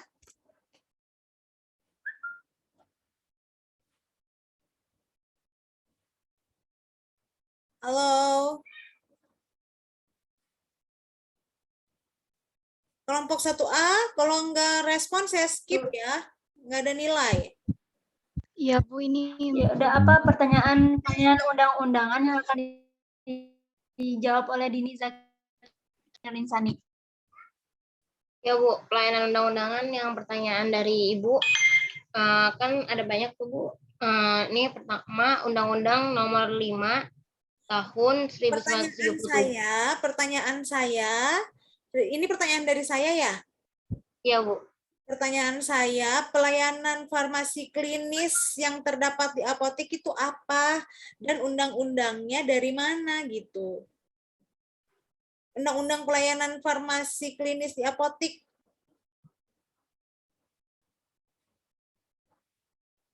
Dan pelayanan farmasi klinis yang diberikan di apotek itu apa aja? Kemudian undang-undangnya yang mengatur itu undang-undang apa gitu?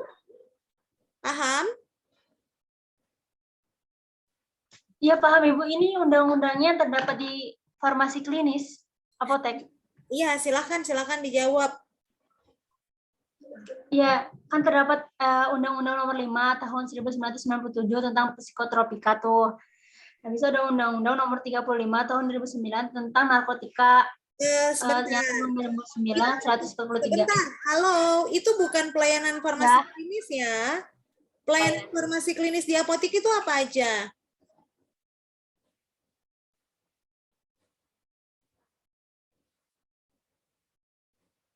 Dicari nggak?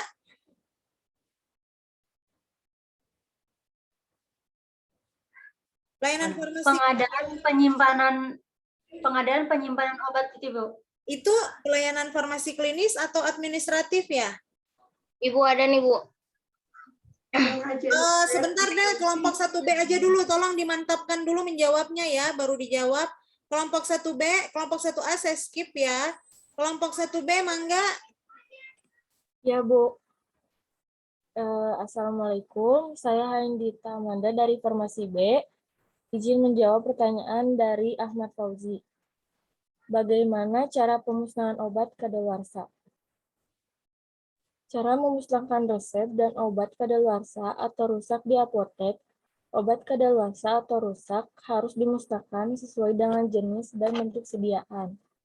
Pemusnahan obat kadaluarsa atau rusak yang mengandung narkotika dan psikotropika dilakukan oleh apoteker dan disaksikan oleh Dinas Kesehatan Kabupaten atau Kota. Pemusnahan obat selain narkotika dan psikotropika dilakukan oleh apoteker dan disaksikan oleh tenaga kefarmasian lain yang memiliki surat izin praktik atau surat izin kerja. Pemusnahan dibuktikan dalam berita acara pemusnahan. Resep yang telah disimpan melebihi jangka waktu 5 tahun dapat dimusnahkan. Pemusnahan resep dilakukan oleh apoteker disaksikan oleh sekurang-kurangnya petugas lain di apotek dengan cara dibakar atau cara pemusnahan lainnya yang dibuktikan dengan berita acara pemusnahan resep. Dan selanjutnya dilaporkan kepada Dinas Kesehatan Kabupaten atau Kota. Sudah, Bu, terima kasih. Ya, itu jawabannya betul ya. Mangga, pertanyaan selanjutnya. Perkenalkan, nama saya Hani Lena dari kelas B, ingin menjawab pertanyaan dari Arjania. Pertanyaan pertama, apa yang dimaksud stock of name? Stock of name adalah sebuah bentuk rangkaian kegiatan perhitungan persediaan stok barang yang masih tersimpan di dalam gudang untuk kemudian dipasarkan. Lalu pertanyaan nomor 2, bagaimana solusi stock of name jika tidak sesuai dengan komputer? Pertama-tama, perlu ada proses penyederhanaan yang membutuhkan alat bantu. Faktur pembelian obat dan barang, nota belanja, atau strukes register atau printout dari program komputer, kartu stok obat dan barang, daftar harga jual obat dan barang, laporan penjualan, lalu pemeriksaan stok obat dan barang dicek kembali. Dengan metode 1, siapkan tim pemeriksa yang terdiri dari karyawan, kalau bisa dibantu oleh pihak luar yang tidak terlibat langsung dalam penjualan sehingga hasil pemeriksaan dapat dipertanggungjawabkan. Kedua, mengurutkan daftar harga, jumlah harga jual obat dan barang, mulai dari harga tertinggi ke harga terendah. Ketiga, periksa jumlah fisik obat dan barang berdasarkan urutan yang telah dibuat sebelumnya dengan bantuan kartu stok. Keempat, jika setelah dicatat jumlah stok masuk sudah cocok, namun masih ditemukan ketidakcocokan, maka lakukan dengan mengecek transaksi penjualan barang untuk dicocokkan kembali dengan kartu stok. Kemungkinan besar ada penjualan yang tidak tercatat.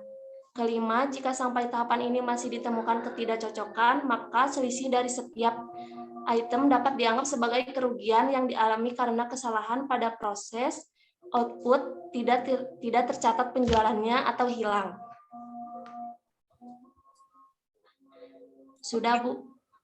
Oke, seperti itu ya. Jadi memang seringkali ada terjadi ketidaksesuaian, entah itu mungkin dari jumlah obat yang real dengan kartu stok itu berbeda gitu ya.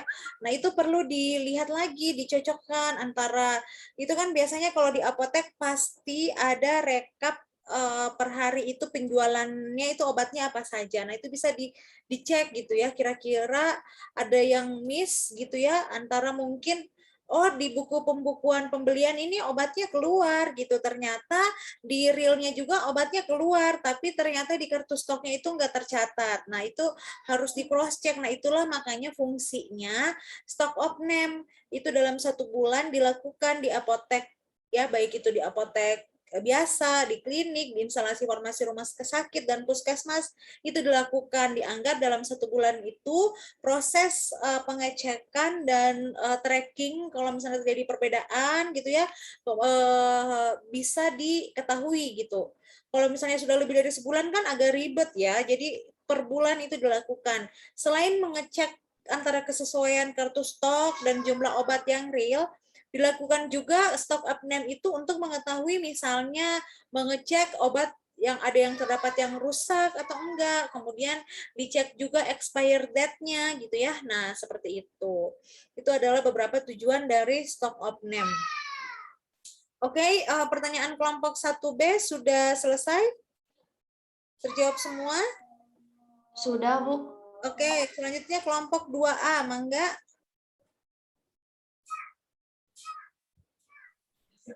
Maaf Bu, yang kelompok 1A gimana? Nanti sebentar ya, silakan dicari dulu jawaban yang benar ya, dipersiapkan dengan baik. Kelompok 2A, Mangga.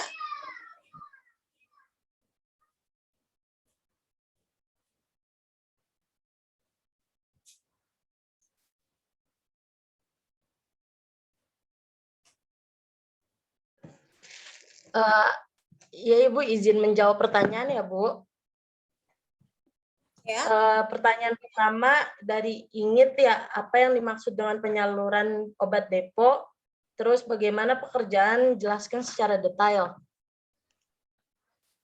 Benar kan Ingit? Iya, iya aja.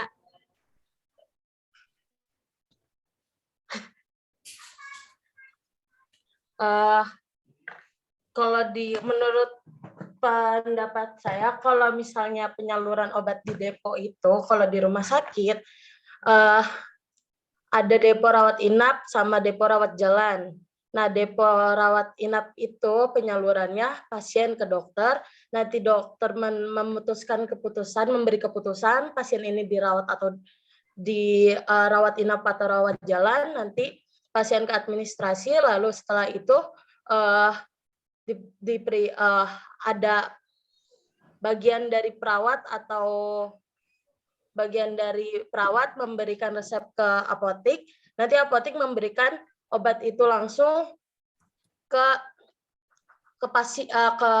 depo rawat inapnya. Jadi di depo rawat inap pasien tidak langsung memberikan obat ke di depo rawat inap apoteker atau bagi asisten apoteker tidak langsung memberikan obat ke pasien, tapi melalui depo-depo tersebut.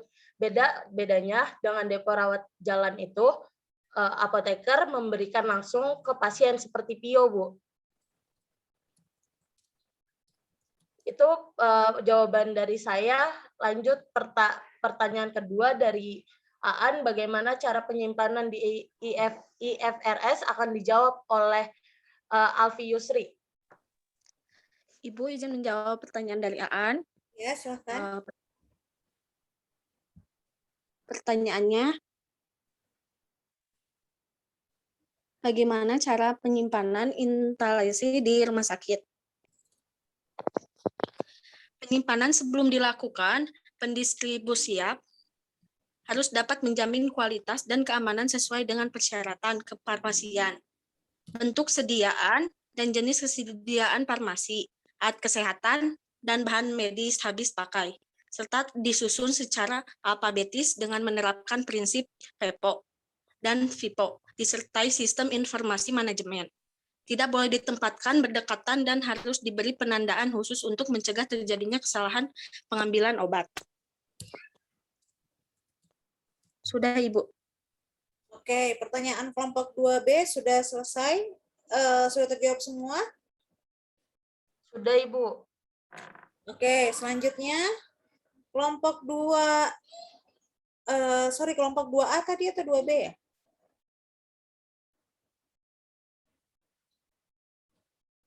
Tadi kelompok 2A atau 2B? 2A, Bu. 2A, Bu. Oke. Selanjutnya 2B, Mangga.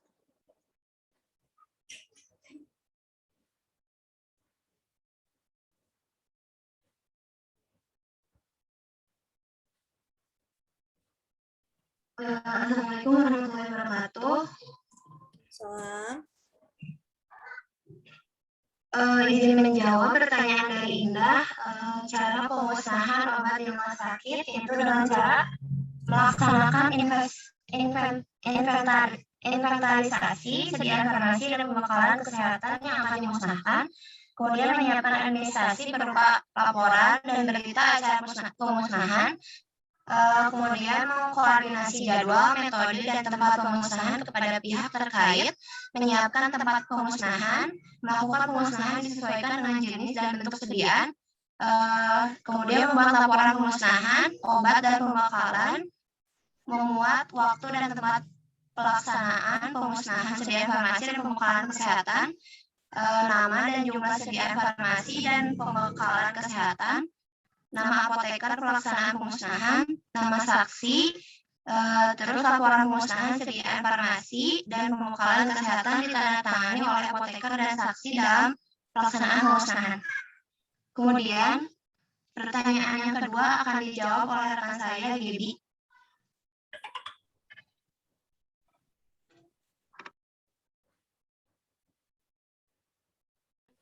Lalu pertanyaan yang kedua dari Kiki Nur Azhara. Pertanyaannya, cara mengatasi persediaan obat jika tidak ada di rumah sakit.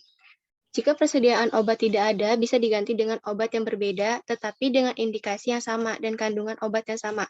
Atau harus dituliskan kopi resep, kemudian diberikan kepada pasien, lalu bisa menebus obatnya di apotek. Sekian dan terima kasih, Bu. Baik. Selanjutnya kelompok 3A.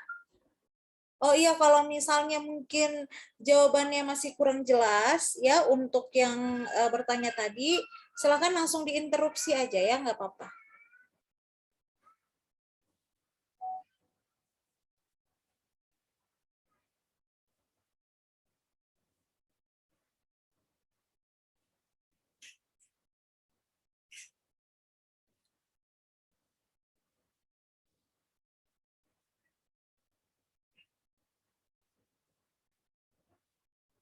Silakan kelompok 3A ya.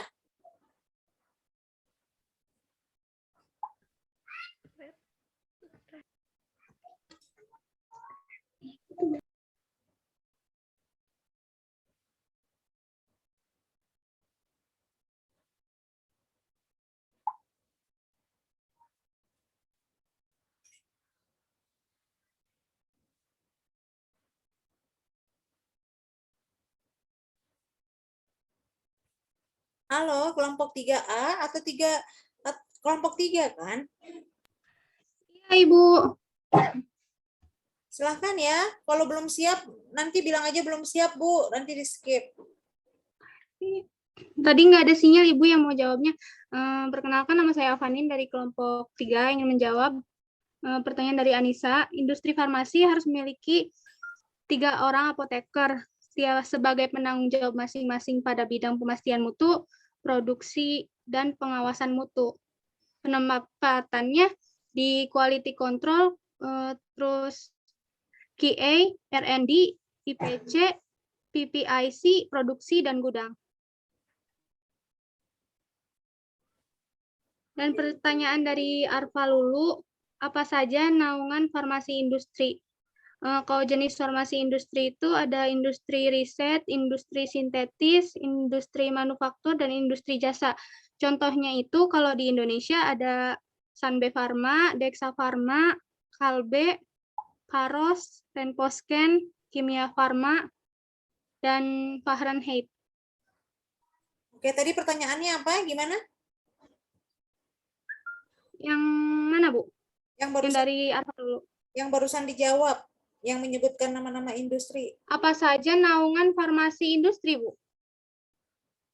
Oke, pertanyaannya apa ya? Apa saja naungan farmasi industri?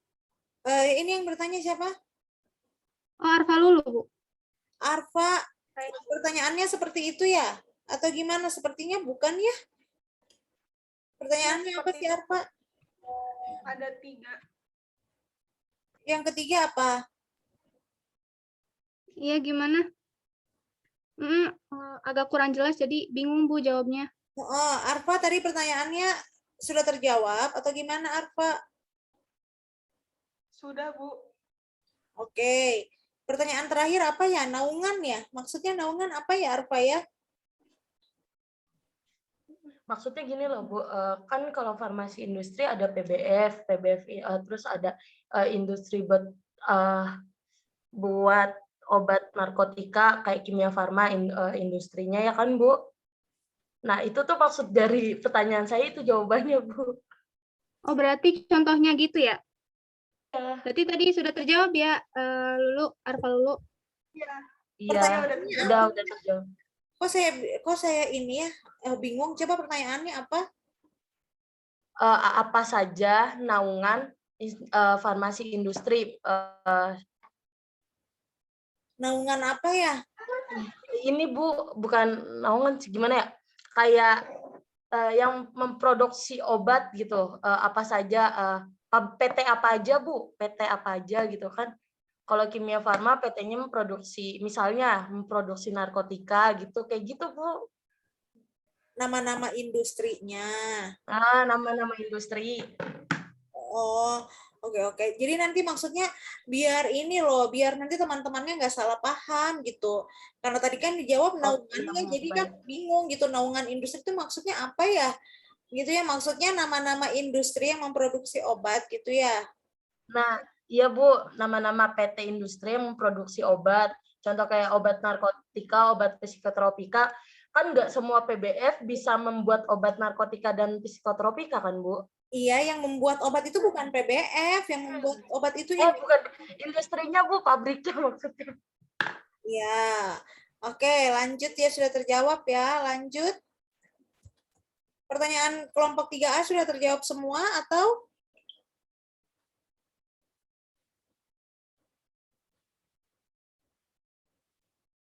Masih ada 2 lagi, Bu. Ya, silakan. Bisa dijawab atau belum ketemu jawabannya? Saya Bu mau jawab. Iya, mangga. Yang pertanyaan Lulu, yang bila industri farmasi yang sudah memiliki sistem HVAC namun inlet dan outletnya tidak sesuai pedoman, apakah industri harus melakukan renovasi? Jawabannya iya. Jika tidak memenuhi persyaratan parameter kualifikasi, maka perlu dilakukan renovasi agar tetap menjaga kualitas obatnya. Oke, lanjut.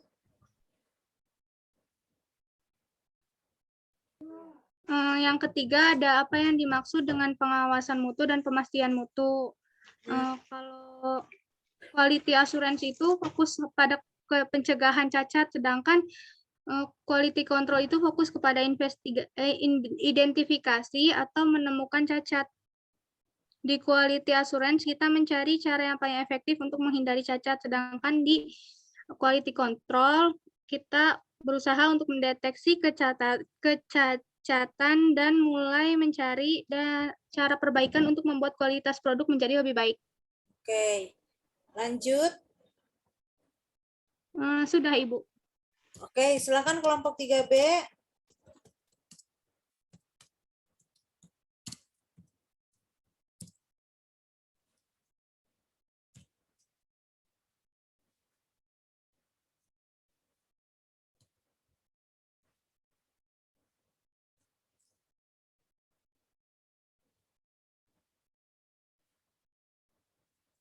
Kelompok 3B ada? Ada, Ibu. Iya, mangga. Nama saya Iklimah Herunisa, izin menjawab pertanyaan dari Dara Aprilia. Pertanyaannya, apa kepanjangan dari CPOB dan bagaimana fungsi CPOB dalam industri farmasi? Kepanjangan dari CPOB adalah cara pembuatan obat yang baik, bertujuan untuk menjamin obat dibuat secara konsisten, memenuhi persyaratan yang ditetapkan, dan sesuai dengan tujuan penggunaannya. CPOB juga mencakup seluruh aspek produksi dan pengendalian mutu. Lalu pertanyaan yang selanjutnya adalah, siapakah yang memiliki tugas dan tanggung jawab tertinggi dalam memastikan sistem mutu yang efektif tersedia di industri farmasi. Yang bertugas itu adalah manajemen puncak, memiliki tanggung jawab tertinggi untuk memastikan efektivitas penerapan sistem mutu industri farmasi untuk mencapai sasaran mutu, tanggung jawab, dan wewenang tersebut ditetapkan, dikomunikasikan, serta diterapkan di seluruh organisasi.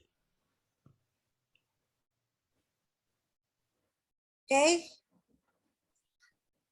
Selanjutnya, ada pertanyaan dari Helena, yaitu pertanyaannya, bagaimana cara penanganan jika terjadi pelanggaran pada industri farmasi? Oke, jawabannya yaitu yang pertama, peringatan secara tertulis. Larangan mengedarkan untuk sementara waktu dan atau pemerintah untuk penarikan kembali obat atau bahan obat dari pusaran bagi obat atau bahan obat yang tidak memenuhi standar dan persyaratan keamanan, khasiat atau kemanfaatan atau mutu. Selanjutnya, perintah pemusnahan obat atau bahan obat jika terbukti tidak memenuhi persyaratan keamanan, khasiat atau kemanfaatan atau mutu. Yaitu selanjutnya ada penghentian kegiatan, dan yang terakhir pembekuan izin industri farmasi. Ya, lanjut.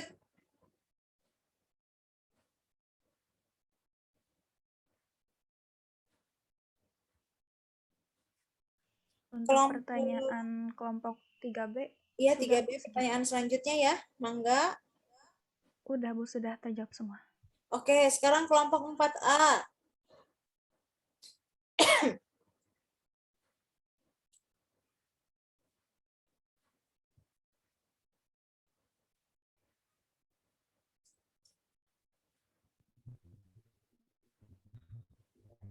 Pertanyaannya yang ke-1, mana peran BPOM dalam penyusunan rencana program dan anggaran di bidang pengawasan obat dan makanan, pelaksanaan pemeriksaan fasilitas produksi obat dan makanan, pelaksanaan pemeriksaan fasilitas distribusi obat dan makanan dan fasilitas pelayanan kefarmasian, pelaksanaan sertifikasi produk dan fasilitas produksi dan distribusi obat dan makanan, ada pelaksanaan sampling obat dan makanan. Lalu pertanyaan kedua ada bagaimana substitutus pengawasan pemerintah. Subsistem ini meliputi berbagai kegiatan untuk 1. Menjamin keamanan khasiat, manfaat, dan mutu semua produk sediaan farmasi, alat kesehatan, dan makanan yang beredar. 2. Menjamin ketersediaan, pemerataan, dan keterjangkauan obat, terutama obat esensial. 3. Perlindungan masyarakat dari penggunaan yang salah dan penyalahgunaan obat. 4. Penggunaan obat yang rasional. 5. Serta upaya kemandirian di bidang kefarmasian melalui pemanfaatan sumber daya alam. Selanjutnya ada pertanyaan yang ketiga dari Dini. Pertanyaannya, apakah ada standar kefarmasian dalam pemerintahan? Jawabannya, standar tenaga kefarmasian dalam pemerintahan itu diantaranya apoteker yang bekerja di bidang pemerintahan harus yang sudah terregistrasi atau sudah memiliki STRA yang telah dikeluarkan oleh Menteri.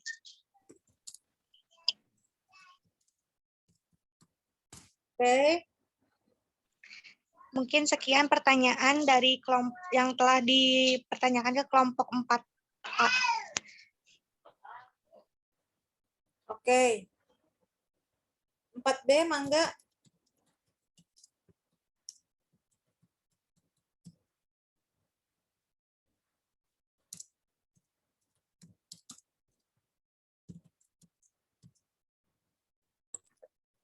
Izin menjawab untuk pertanyaan Anis dari kelas A. Tadi kan nanyanya bagaimana cara melindungi pasien dari obat yang tidak rasional. Bentar, Bu.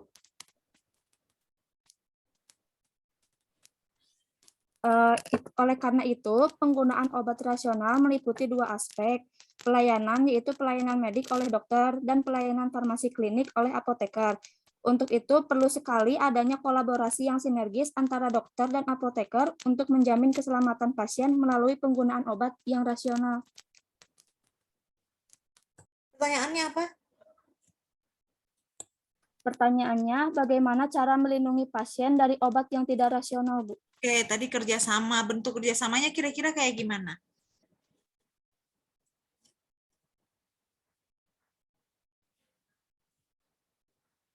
Pertanyaan tambahan ya, coba jelaskan maksud dari penggunaan obat yang rasional itu seperti apa sih ya? Nanti dijawab di akhir nggak apa-apa. Pertanyaan selanjutnya silahkan dijawab. Pertanyaan kedua yang dari Anis, perbedaan BPOM sama POM. Jadi sebenarnya itu tuh nggak ada bedanya, sama-sama aja Badan Pengawasan Obat dan Makanan, yaitu sebuah lembaga di Indonesia yang bertugas mengawasi peredaran obat-obatan dan makanan di Indonesia. Badan POM, lembaga non-departemen, bentukan pemerintahan dan bertanggung jawab langsung kepada Presiden dalam tugasnya. Oke. Lanjut. Saya mau menjawab di pertanyaan dari Jinjin. Siapa yang memiliki tugas atau wewenang tertinggi di farmasi pemerintahan? Yaitu Dr. Gigi, Dirjen Dr. Gigi Arianti Anaya MKM. Udah gitu doang. Gimana? Tolong diulang ya, sepertinya kurang jelas. Siapa yang memiliki tugas atau wewenang tertinggi di farmasi pemerintahan? Yaitu Dirjen Dr. Gigi Arianti Anaya MKM. Sebentar, pertanyaannya apa? Siapa yang memiliki tugas atau wewenang tertinggi di farmasi pemerintahan? Oke. Apa jawabannya? Dirjen Dr. Gigi Arianti Anaya. Itu posisinya sebagai apa? Direktur Jenderal Kefarmasian dan mempunyai tugas penyelenggaraan, perumusan, dan pelaksanaan kebijakan di bidang kefarmasian dan alat kesehatan sesuai dengan ketentuan peraturan perundang-undang. Oke, lanjut.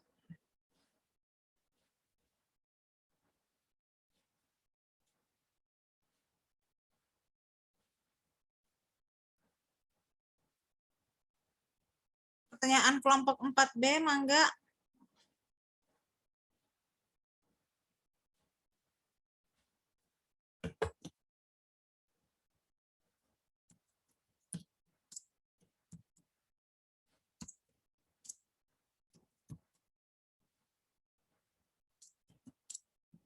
Kelompok 4B. Sudah selesai semua? Satu lagi, Bu.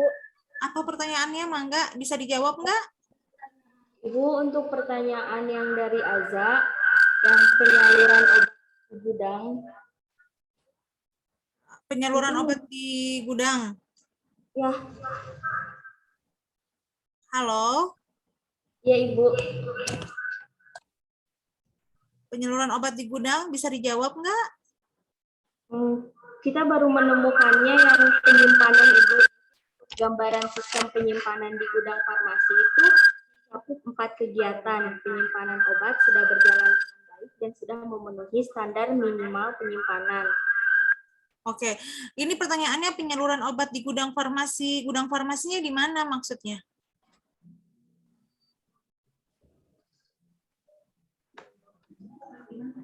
Gudang farmasinya di mana? Ini yang bertanya siapa? Saya, Bu. Adzania, oke.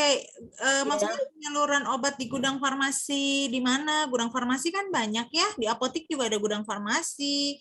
Di PBF juga ada gudang farmasi. Di mana maksudnya? Di gudang farmasi di kabupaten kan menurut gimana ya, susah kan jelasin. Di gudang farmasi gudang farmasi di kabupaten, Bu. Ya, gudang farmasi di kabupaten itu kan ada apotek, ada rumah sakit, ada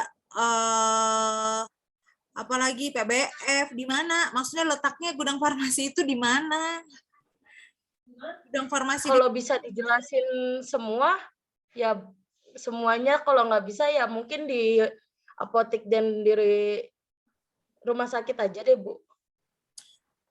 Jadi saya bantu ya, saya coba menjawab. Jadi kalau penyaluran obat dari gudang itu ya pada prinsipnya ya sama ya. Jadi pada prinsipnya sama. Jadi kalau misalnya obat diterima atau obat datang ya, entah itu mungkin datangnya dari industri ya atau dari apotek atau dari industri atau dari PBF gitu ya.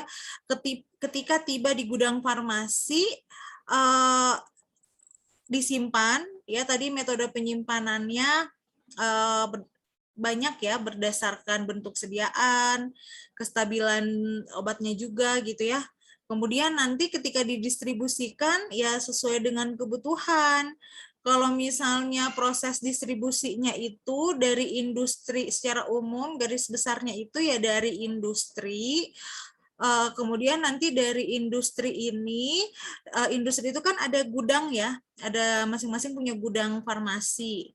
Kemudian ya sama ya, gudang farmasi ini banyak, jadi pertanyaannya ini sebenarnya bingung juga, maksudnya penyaluran distribusi obat di gudang farmasi yang mana, karena di industri farmasi pun juga ada gudang bahan baku, ada gudang produk jadi, ada gudang produk ruahan gitu ya.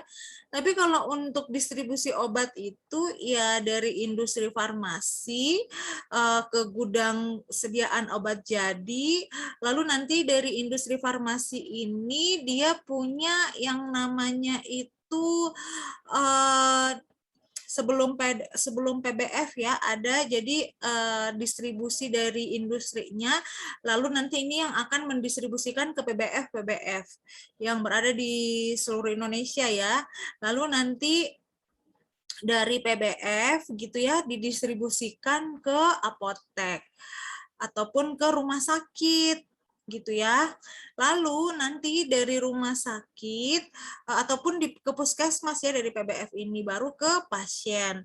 Ya alur distribusinya ya kalau misalnya dari industri ke PBF tentunya dengan surat permintaan dari PBF, begitupun juga surat permintaan atau dari surat pemesanan dari PBF ya. Kemudian ke perwakilan industri gitu ya, kemudian nanti dari PBF dari apotek ke PBF jalur distribusinya itu ya melalui surat pemesanan juga, kemudian nanti sama ya, baru nanti diantarkan obatnya dari PBF ke apotek. Yang jelas jalur distribusi ini dari industri sampai ke pasien kayak tadi ya, jadi dari industri, perwakilan industri, kemudian nanti ke PBF, dari PBF baru ke apotek, ke puskesmas, kemudian ke klinik, ke rumah sakit, kemudian ke ke klinik, puskesmas, apotek, rumah sakit, kemudian nanti dari pelayanan kesehatan, kemudian baru ke pasien. Kalau puskesmas itu juga distribusi obatnya dari Dinkes. Ya, di Dinkes itu juga ada gudang farmasi di mana nanti Dinkes ini memberikan obat atau mendistribusikan obat ke puskesmas yang berada di kabupaten tersebut gitu ya, atau ke kecamatan ya, seperti itu. Terjawab ya? Iya Bu, terjawab. Oke, lanjut kelompok 4B, ada lagi pertanyaannya? Yang belum terjawab?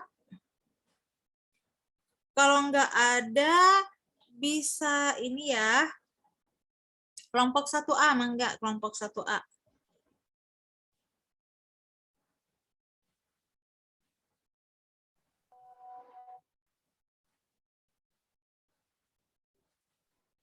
Ya Bu, mau menjawab yang pertanyaan Ibu tadi,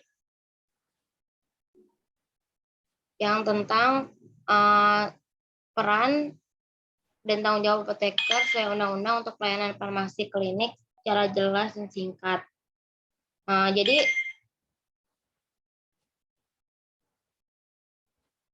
pelayanan farmasi klinik itu meliputi pengkajian dan pelayanan resep, terus ada yang kedua dispensing, 3 pelayanan informasi obat, 4 konseling, 5 pelayanan kefarmasian di rumah, 6 pemantauan terapi obat, yang 7 monitoring efek samping obat.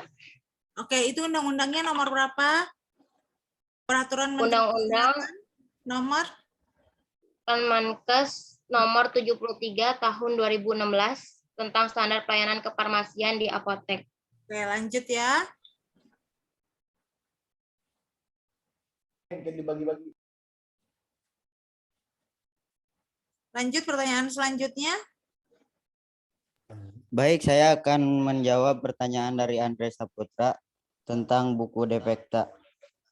Buku Defekta adalah buku yang memuat tentang pembekalan farmasi yang akan atau harus dipesan. Fungsi dari buku Defekta untuk melihat stok barang dan mengingatkan barang yang akan dipesan. Oke. Lalu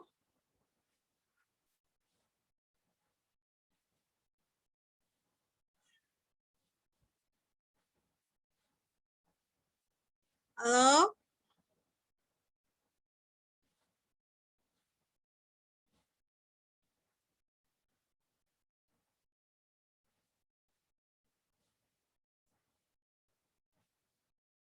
Halo?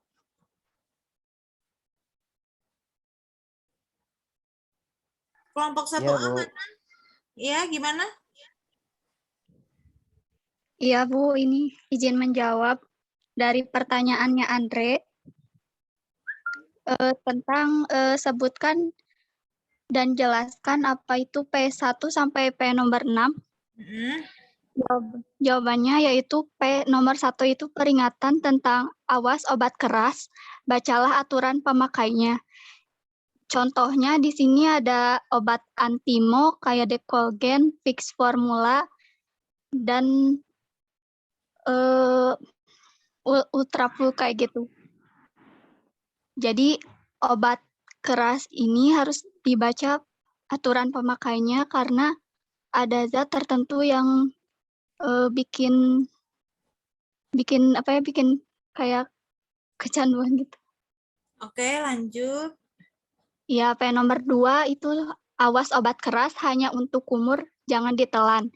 Contohnya seperti Enkasari, Listerin, dan betadin kumur. P nomor 3 itu awas obat keras hanya untuk bagian luar dari badan. Contohnya itu ada tinktur, sediaan tinktur, install, atau seperti krim Kalpanak.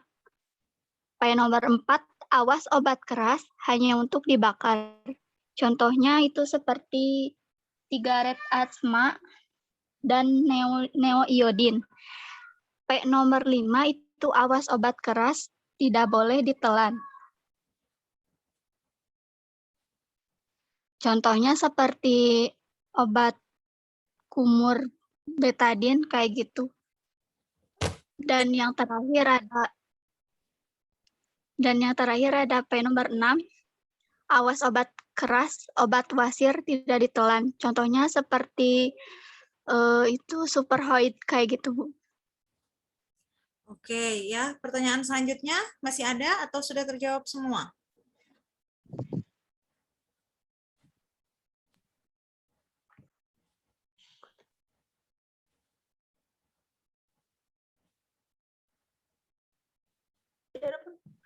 Sudah terjawab semua, Bu. Oke, sudah terjawab semua ya. Baik. Terima kasih untuk pertemuan hari ini. Alhamdulillah diskusinya berjalan lancar gitu ya. Saya harap nanti untuk diskusi berikutnya sebelum UTS dapat dipersiapkan dengan matang ya. Kalau bisa PowerPoint-nya itu jangan terlalu banyak kata-kata gitu ya. Cukup dicantumkan yang penting-penting saja, kemudian nanti bisa dijelaskan sendiri oleh kalian. Kemudian juga dipersiapkan secara teknis untuk share ininya ya, PowerPoint-nya. Ya, tolong teman-teman yang kira-kira yang terkendala signal gitu ya, jangan diberi tanggung jawab untuk share screen karena kasihan gitu ya. Coba nanti yang share screen adalah yang signalnya itu lancar ya gitu. Oke, terima kasih ya atas perhatiannya. Mohon maaf bila ada kesalahan dan kekurangan dari saya. Semoga bermanfaat. Sekian, Assalamualaikum warahmatullahi wabarakatuh.